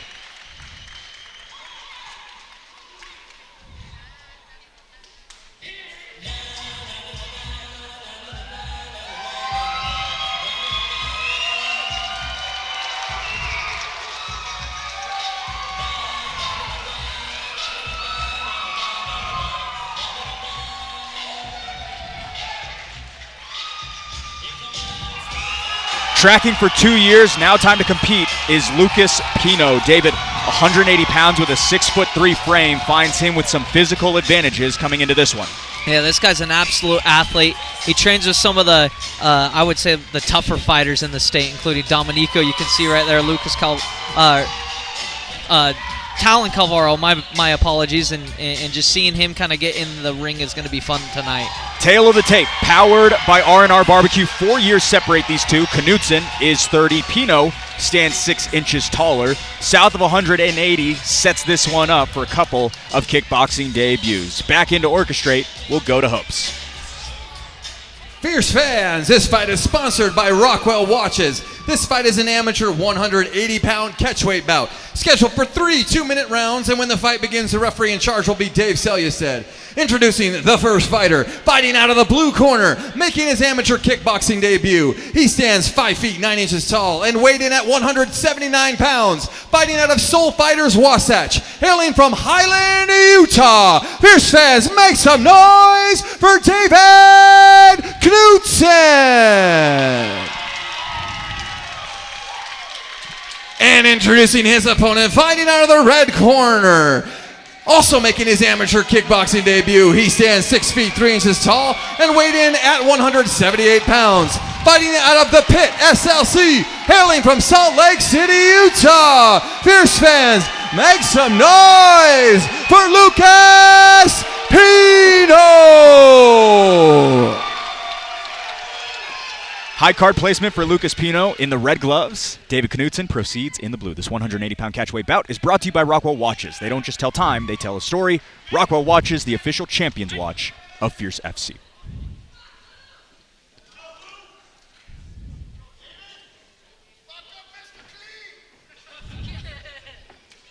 Pino, so much longer in the frame coming into this. Staggering right now. That was a quick teep. Look how snappy those kicks are. Been training for 2 years over at the Pit SLC. As Knudsen gets inside, tries to throw a little bit of venom. Yeah, this is going to be a classic shorter guy versus taller guy type of fight, you know. And, I mean, David, you just saw it right there. He has some power on him. Certainly does. Met in the middle with Austin Cardone for a full 12-minute bout, or 9-minute bout, I should say. Again, last May. In the time since we've last seen him, actually got married, got back in the gym, and had the itch to compete. Lucas Pino, very interesting here, the half-brother of Talon Carvalho. They have the exact same mom.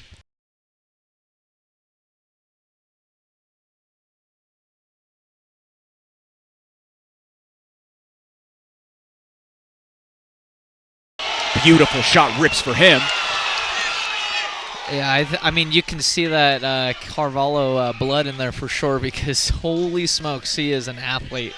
So they meet in 2017. They have met a couple of times since, and about 2 years ago, they really hit it off, and because of that, they began training together. You remember, big-time drop down. David Knudsen seems to be out. Lucas Pino, welcome to Fierce Fighting Championship.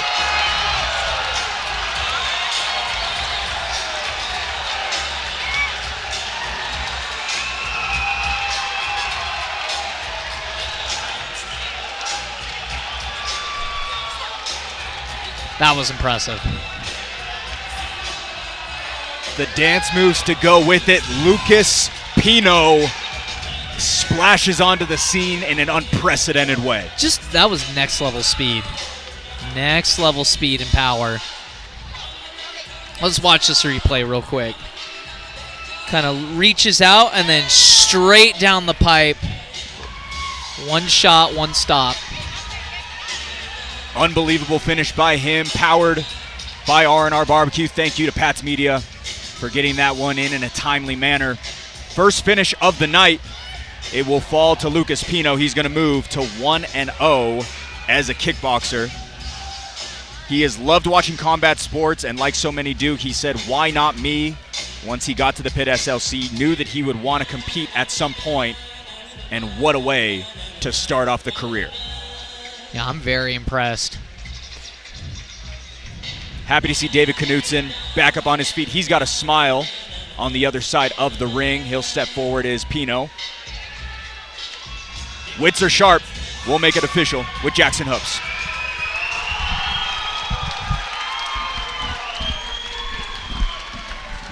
Fierce fans, referee Dave Celia said has called a stop to this contest at 1 minute 30 seconds of the very first round, declaring the winner by knockout, Lucas Pino!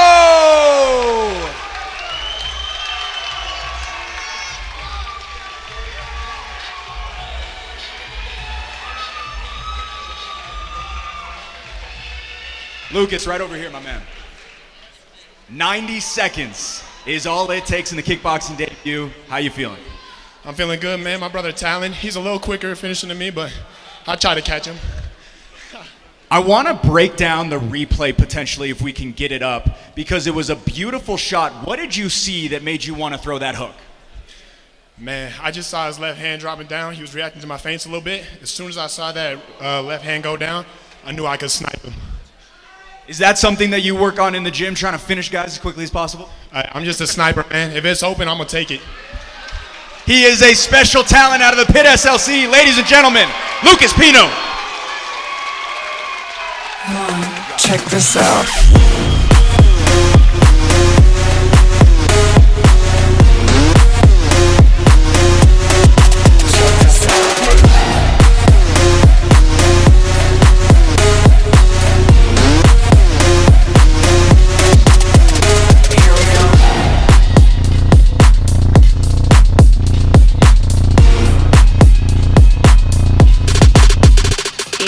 Check this out.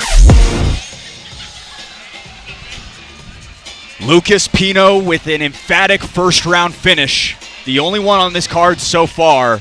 Unbelievable by him as we cruise into the co-main event. Blake O'Rulian alongside David Kim. Aiden Egler, Callan Curtis draws next. Yeah, I mean, we're going to have to start calling Lucas Lightning Pino because that was a lightning quick finish. But I am excited to see this next matchup. I think it's going to be a very interesting stylistic matchup between two guys who, you know, they're well-rounded fighters in MMA. We're going to see how they can isolate that striking here this afternoon. Excited to see it at 135 pounds. Let's get it started with Jackson Hopes.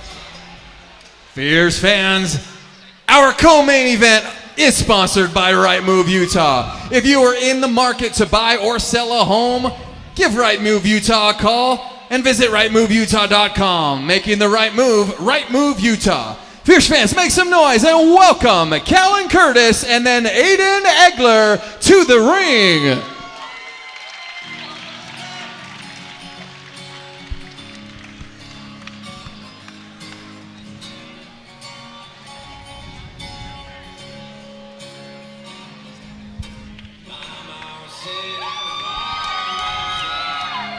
Coming from the world of wrestling is Callan Curtis. David, a dominant win last year, but heavily aided by his grappling, now stepping out of his comfort zone for this one. He fought one of my teammates, and he honestly looked phenomenal in that matchup against, I believe it was Dalton, but we're going to see kind of how his striking's improved since then. Dalton was, you know, getting some good exchanges on him, but I'm going to assume that he's going to be pretty ready for this matchup. Told me he's excited for the shorter rounds, feels he'll be able to go harder and not get gassed, barring the adrenaline dump. Yeah, I think there's something about wrestlers going 6 to 8 minutes, you know. Callan Curtis, very much so accustomed to this timetable as he steps inside for potentially 3 2-minute rounds in the co-main event.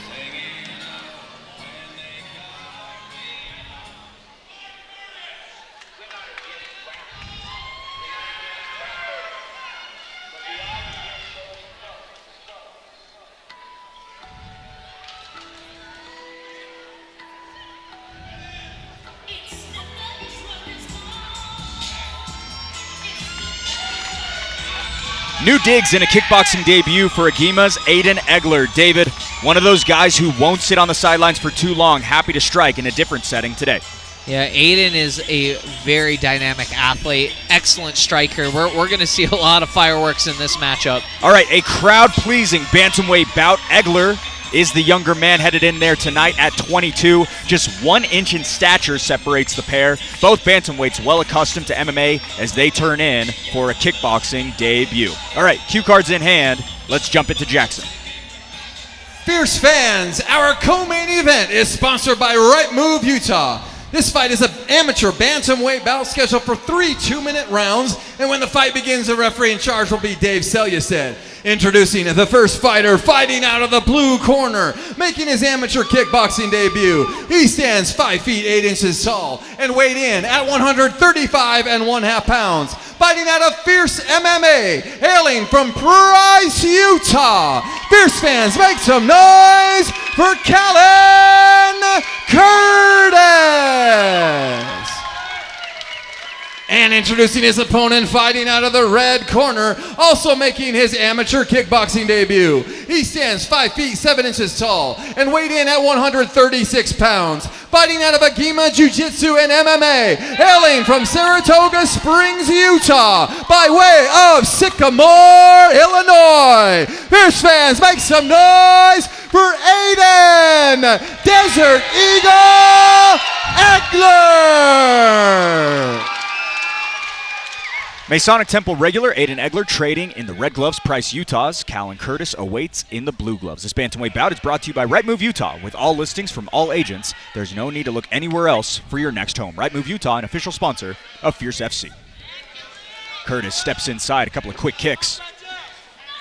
Powerful hook from Aiden. But can I say this is the battle of the birds? I didn't even think about that. The bird on the chest of Egler, the other one crossing the midsection of Curtis. Great call, David. When did you catch that? As they were walking out. Battle of the birds. White trunks for Egler, black trunks for Curtis. Another way in which you can decipher the two. But both super active early, David. Yeah, no, this is a very interesting matchup. Curtis is in really good shape compared to his last outing, too. I think physically he's definitely changed. But Aiden throwing powerful bombs.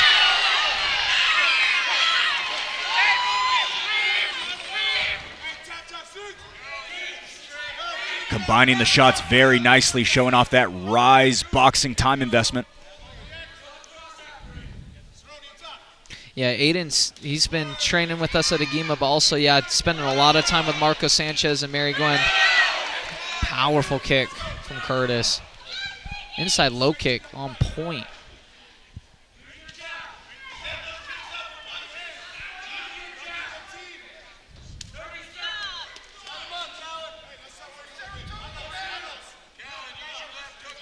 Egler told me that he hasn't completely halted his grappling training, but more so just been dealing with the striking more than anything else as his primary focus. Callan Curtis, interestingly, on the other side of the coin, hasn't done any grappling in the lead up to this fight. All he has done is strike. Yeah, you can definitely see a skill, a lot of skill growth from both of these fighters since their last outing. Aiden Egler coming off of that loss in a very competitive matchup in February of 2025. Again, Callan Curtis made his MMA debut in a decision win last July in Price, Utah. We're over in his corner right now doing a lot well.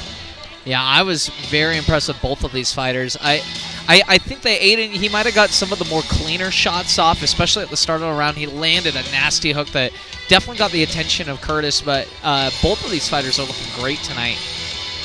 Over in the corner of Marco Sanchez, I know you spend a lot of time with him. What do you think he is likely saying to one of his star pupils? You know, Marco, he's a very systematic coach, has a lot of combos that are preset and prepared for his fighters, so I'm sure he's telling him to do it. You know, a certain flurry, certain exchange that he wants his fighter to do. Callan Curtis up and off the stool, ready to go. Top of round 2, brought to you by Right Move Utah. As we pull out, see Dave Selyusted in the frame as well. All 11 assignments have gone to him. Tyler Tomlinson did a great job last night as well. Curtis steps inside, lands a kick. Curtis almost caught it. Saw Dave closing in the distance. Let go of it, David. Yeah, and I'm seeing Curtis kind of opening his mouth. That's what it seems like. You got to be careful with that. I don't know if maybe he's just playing with his mouthpiece or something, but... Does that happen in there? It can. You're supposed to keep that mouth shut, though, because obviously you don't want your jaw to get out of place. Curtis bites down on a few there. Egler doesn't seem to be affected by it. No, this is a great matchup. Both of these guys throwing power shots.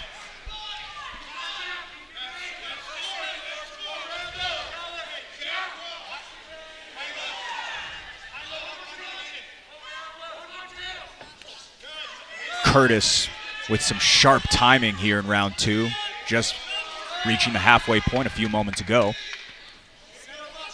Yeah, I like how Curtis, he kind of does a little bit of head movement and then comes in and uses that entire body to throw his strike. Nice chop to the body for Egler, but Curtis goes over the top of his own.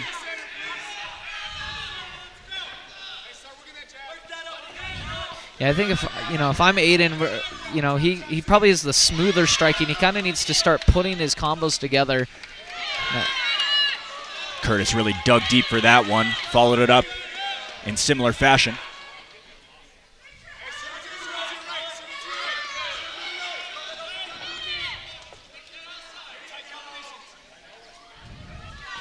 I think Curtis might be taking this round away. Lots more action from him. Pressure down the pipe as Egler stretches out.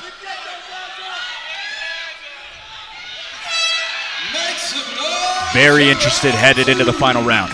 Yeah, man, I think I might have it 1-1. I think that kind of the tides turned where it seemed like Curtis was just able to kind of get off more of his offense, kind of get into that nasty range and kind of make Aiden uncomfortable. Over in the corner of Callan Curtis, told me he's excited to just do something he's never done before in the combat realm. He's done wrestling. He has done plenty of jiu-jitsu. MMA is in his back pocket, and now kickboxing.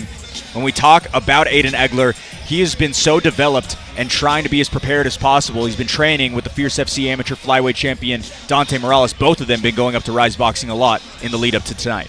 Yeah, no, he's definitely been putting in the work, training in multiple locations and just trying to be prepared for this matchup. Aiden Egler does have a win by KO. It was a heated overhand right over Zahan Biliamoria last September. Up in Bear Lake, that was fun. Were you at that card? I was watching, yeah. I was there. Myself and Eric Iman on the call for that one. Always good. We'll be back at Bear Lake in a couple of months. Heard rumblings of Josh Thompson potentially going to be making the trek up for that one. That'd be interesting. Beautiful scenery at that one. Curtis targets the lower body, then heads upstairs for a couple of blows as well.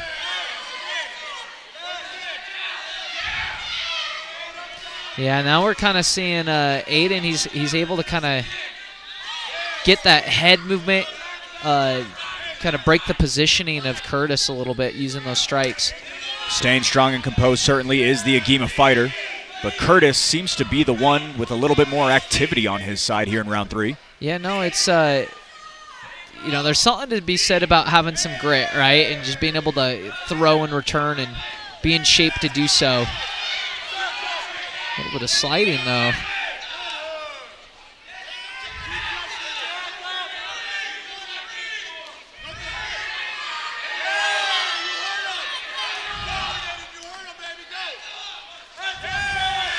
Aiden Egler trying to get a couple more. We hear from Marco Sanchez. He believes that Curtis might be hurt. Still throwing well, though, is the prize fighter. Well, and Aiden's he has kind of the sharper boxing in this situation, and you're kind of seeing it right here where, Curtis is starting to have a hard time because he's swinging, he's looping his punches. He's throwing with a lot of power, but, it's the straight ones that are hitting the target. Some crisp jabs land for Egler. Now bids for the high kick as well. Final 20 seconds of this one. Powerful straight punches.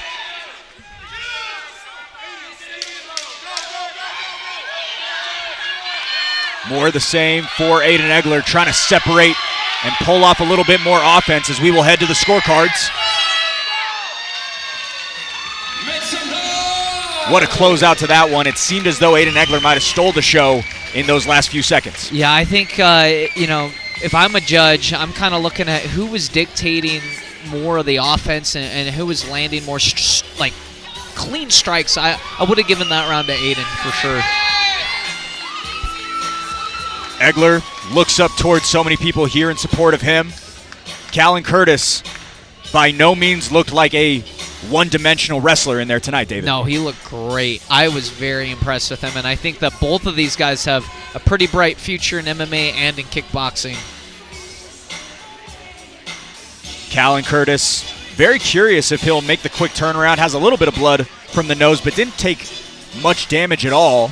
That being said, we'll see if he can fight in front of his Price faithful in just a couple of weeks. That might be pretty fun. 1-0 in MMA, says that he wants to do one more before solely focusing on jiu-jitsu. That man has big plans in the MMA landscape. Aiden Egler, we'll see which one of them gets their hand raised here tonight. Or today, if I can figure that out at some point. Me too. It's dark in here. There's light, like DJ, like nightclub music. Yeah, it's tough. Little bit of a delayed receiving of those judges' verdicts for Jackson Hoops, still hunched over on that side of things, giving me the stretch signal in order to make sure that we get a little bit more time on these airwaves for Fierce Fighting Championship. Aiden Egler, Callan Curtis. One of them going to get their hand raised here in the co-main event as we look forward to Dante Morales and Joey Scott. Final two to make the walk in this action-packed weekend. 19 bouts over the past 24 hours. David, it's been pretty exhausting. Tell me about it. It's definitely been a marathon. So honored to have David Kim here. We talked a little bit last night, said if you still want to do it, you're more than welcome to hit the sticks with me. Love having this guy here in the broadcast booth. Fierce fans, after 3 rounds, we go to the judges' scorecards for a decision. Judge Stephen Farragher scores this contest 29-28 Egler. Judge Dennis McMahon scores this contest 30-27 Curtis. And Judge Dan First scores this contest 29-28, declaring your winner by split decision. Out of the red corner, Aiden Desert Eagle Egler.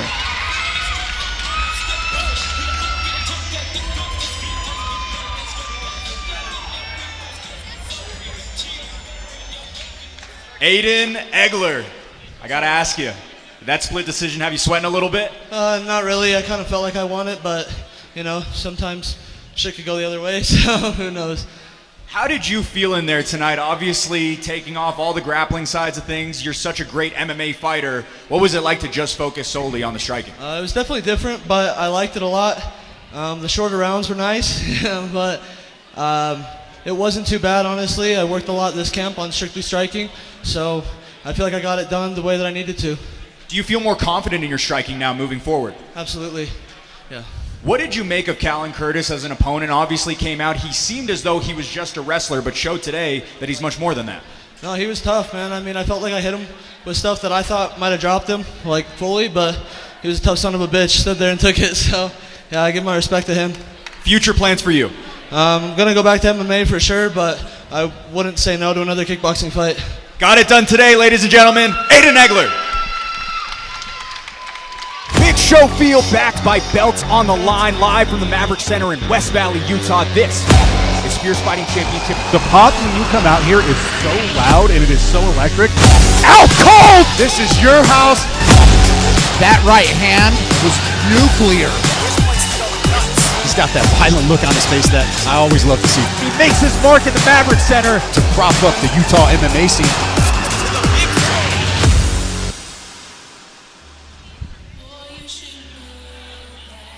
All that's left is one. 18 fights over the past 24 hours. Dante Morales and Joey Scott put a cherry on top. David, gonna be fun. Yeah, this is kind of the fight that everybody's been waiting for this afternoon. It's these are two of the more experienced people on the card, as well as probably two of the more credentialed fighters. 3-0 in kickboxing for Scott, 4-0 in MMA for Dante Morales. So many looking forward to it. A couple of unbeaten records. Morales isn't on the line, but he does make his debut alongside a budding contender in Joey Scott. Fierce fans, our main event is sponsored by R&R Barbecue. With their savory menu and catering options, their recipes, spice rubs, barbecue sauces, and smoking techniques will leave you full with every meal at R&R Barbecue. Fierce fans, make some noise and welcome our final two fighters, Joey Scott and then Dante Morales to the ring.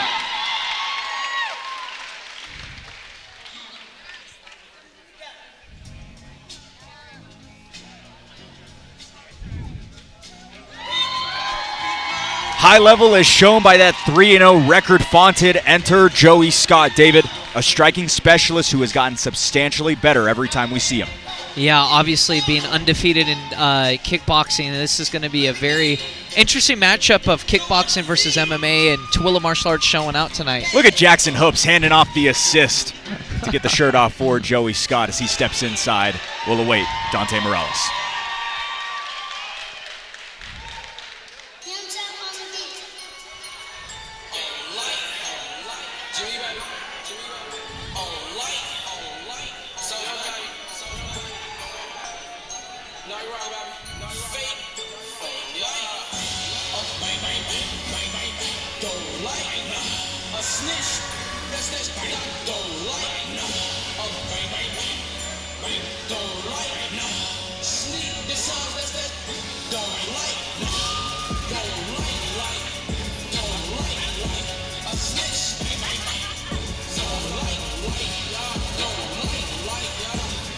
Keeping the reps in rotation whichever way he can is Dante Morales. David, he just won the amateur flyweight title and now an opportunity to jump to a different sport here today.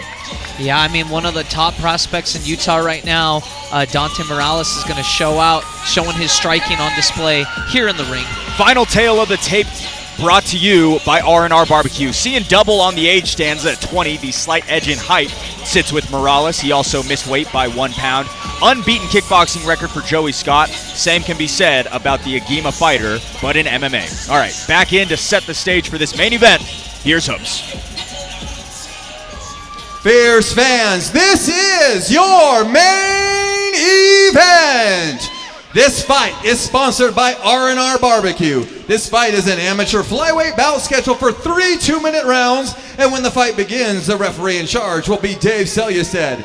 Now, one more time, I need everybody tuning into the pay-per-view and everybody here in Salt Lake City, Utah, from the upper seats all the way down the cage side, put your hands together and make some noise!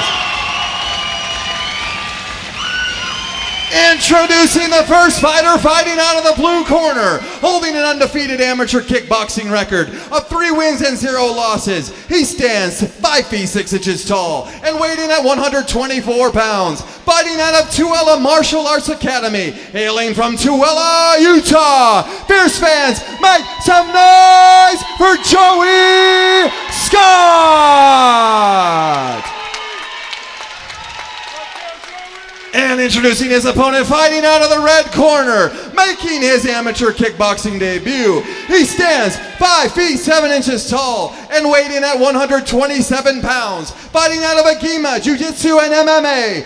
Hailing from Provo, Utah, by way of Miami, Florida. Fierce fans, make some noise for the current Fierce Fighting Championship MMA flyweight champion, Dante the Apex Predator Morales!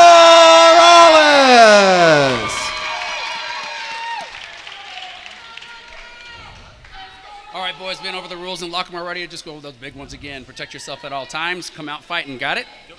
Touch them up for that. Couple of ramped up resumes atop the marquee. Dante Morales throws in the red gloves. The unbeaten Joey Scott counters in the blue. This flyweight bout is brought to you by R&R Barbecue, 9-time Utah's best barbecue team and still the best to ever hit you in the lips. R&R Barbecue, an official sponsor of Fierce FC.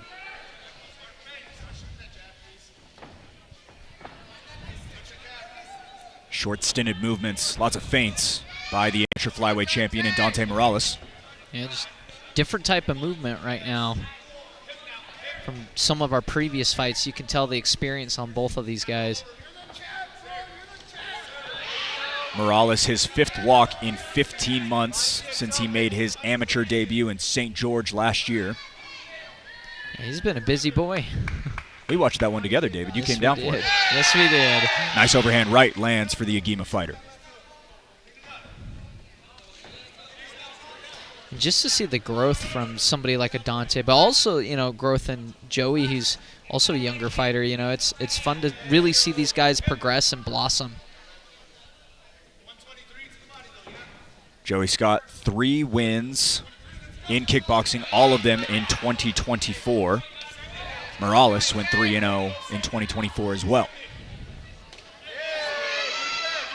Nice thudding shot. Sometimes those gloves make the strike sound even more effective. Yep.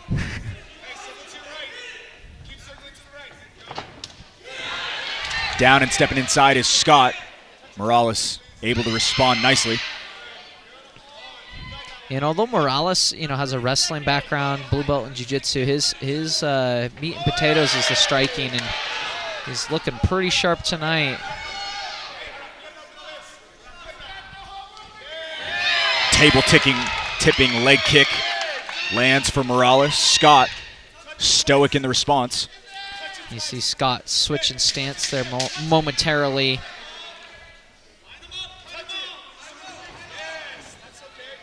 Scott privy to that one. Similar attack to what happened just moments ago for Dante Morales.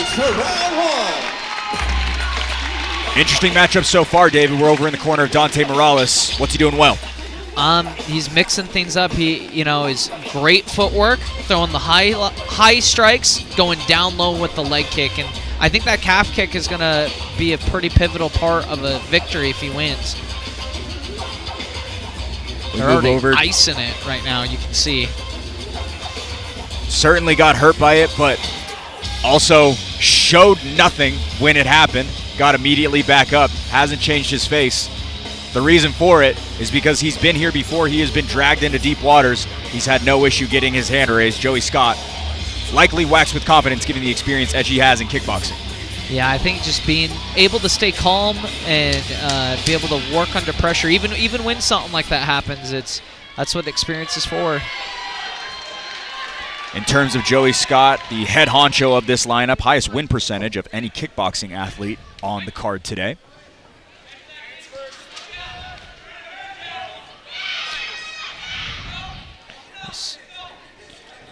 I love the movement from Dante and the fakes, but Scott just being able to use that jab, I think that's going to be a pivotal part to victory for him.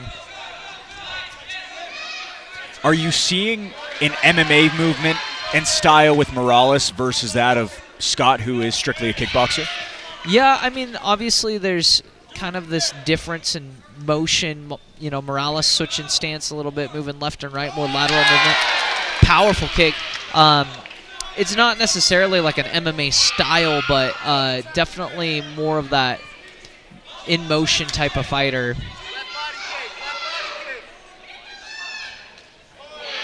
Powerful hooks. Two fighters screenshot in the middle, mirroring each other's actions. Both find the chin. And Scott's doing a great job of, kind of standing his ground too and making sure he doesn't get bullied too much. Beautiful hit up high lands for Morales as well. Been the more active fighter for sure.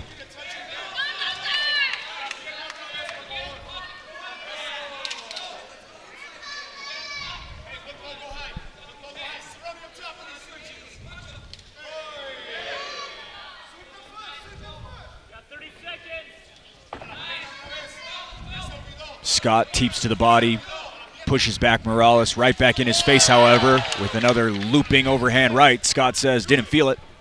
I like that swagger.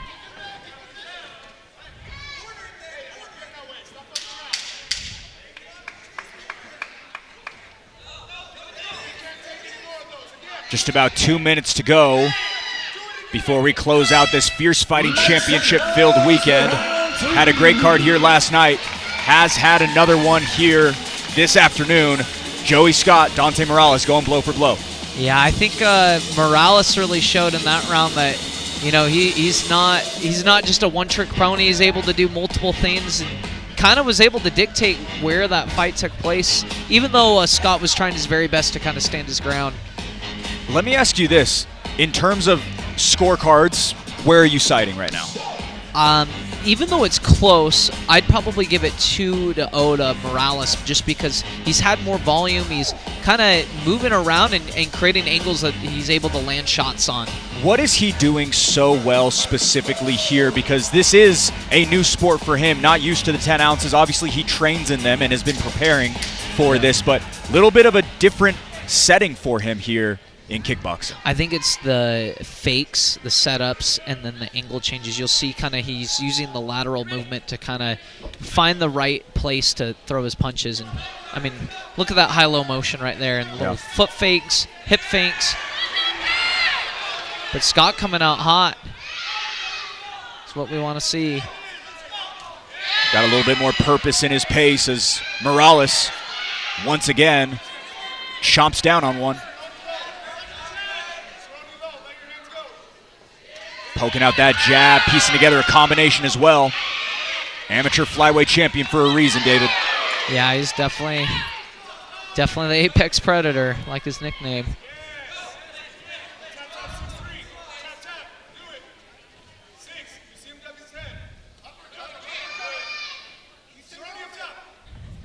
So much motion from Morales. Just about 70 seconds to go to decide this one. A couple of nice ones land for the champion.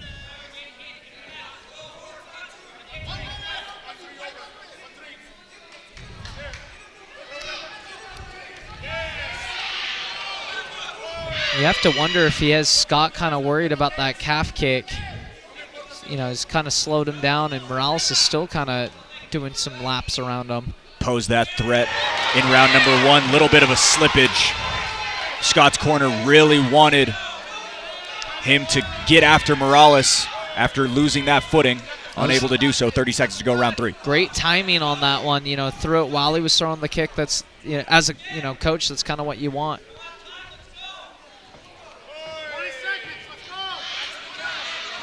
Scott going to have to garner something up. Morales been so busy, specifically through rounds 1 and 3.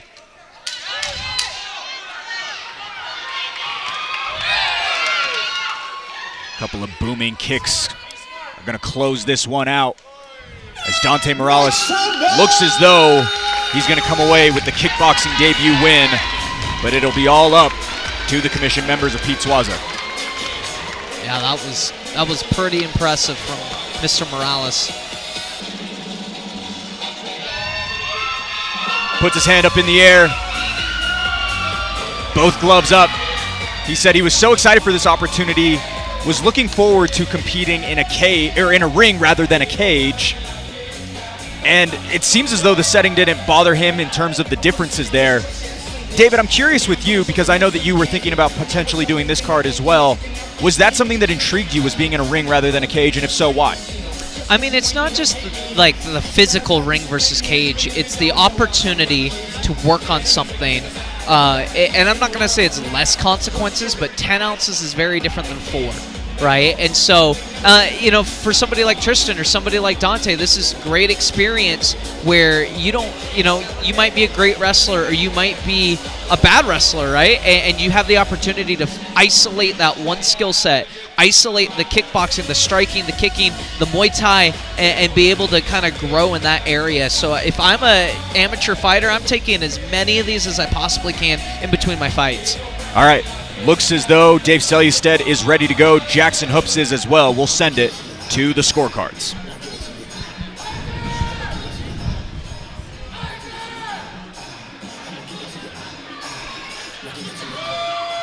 Fierce fans, after 3 rounds, we go to the judges' scorecards for a decision. All 3 judges score this contest 30-27, declaring the winner by unanimous decision. Out of the red corner, Dante, the Apex Predator, Morales.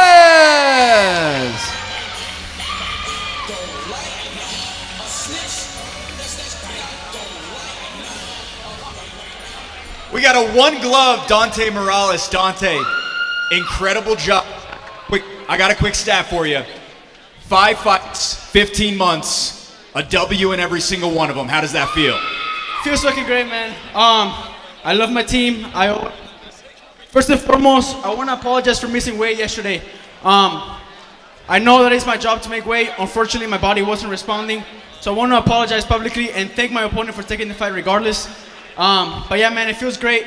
The work that my team has put into me has paid off. It really has. And I'm so grateful. Thank you to Agimo Jiu-Jitsu MMA, Marco Sanchez's Rise Boxing, everybody who helps me. Christopher Anderson and Sophie Anderson, thank you so much.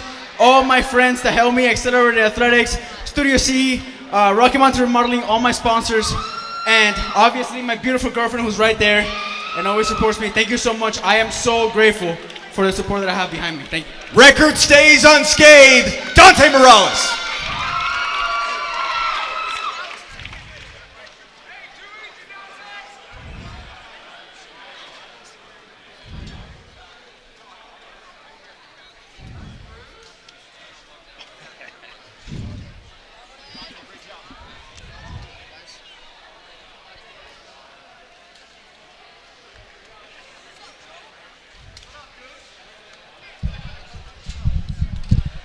I apologize for the dead air. I was stuck inside there. Didn't want to get in the way of the Court McGee selfie, the infamous one. Dante Morales getting the job done here in the main event at Fierce Challenger Series 14. David, any specific highlight of the show for you? I mean, I think more on a macro level, if you're an MMA fan, you might have just witnessed something pretty unique. And I think we might need to do more of these kickboxing cards. I think this is a great opportunity. You know, training MMA, it's quite intense. Obviously, getting hit with a 4-ounce glove, that can be pretty devastating to someone's health and career. And so I think this is just another avenue for people to compete in it, and I'd love to see more fighters do this in the future. Well, we got 2 in under 24 hours, so a small break is in store for the Fierce fans, but we will be back live from the Carbon County Event Center in Price, Utah. Lots of names primed to populate in the coming weeks, as well as plenty of promotional material to go with it. David, it's always fun to go up there. Oh, yeah. You guys know how I love Price, Utah. You know, you got to check out Helper on your way down and go see some petroglyphs. There's many different ones if you look on Google Maps, so check it out.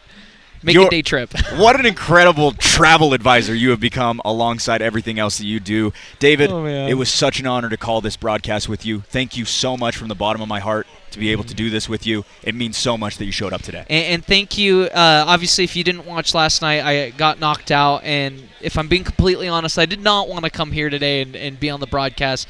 But thanks to my family at Fierce Fighting Championship and all of you guys, I had to make it here to support you. So thank you so much. We don't get the opportunity to do this very often, but I just want you to know that you do such an incredible job as the analyst. You fill in your role so well, and every single show you come to me and you say, how can I improve? How can I get better? And I think that's also why you're such a special fighter. David, thank you so much. Tickets on sale for that Fierce Challenger Series 15 show will be at fiercefightingchampionship.com in the coming weeks. For our technical director, Jordan Buscarini, our graphics coordinator, Ryan Piccolo, and all of us here at Fierce Fighting Championship and Pat's Media, final time this afternoon. He's David Kim. I'm Blake O'Rulian saying so long from Salt Lake City.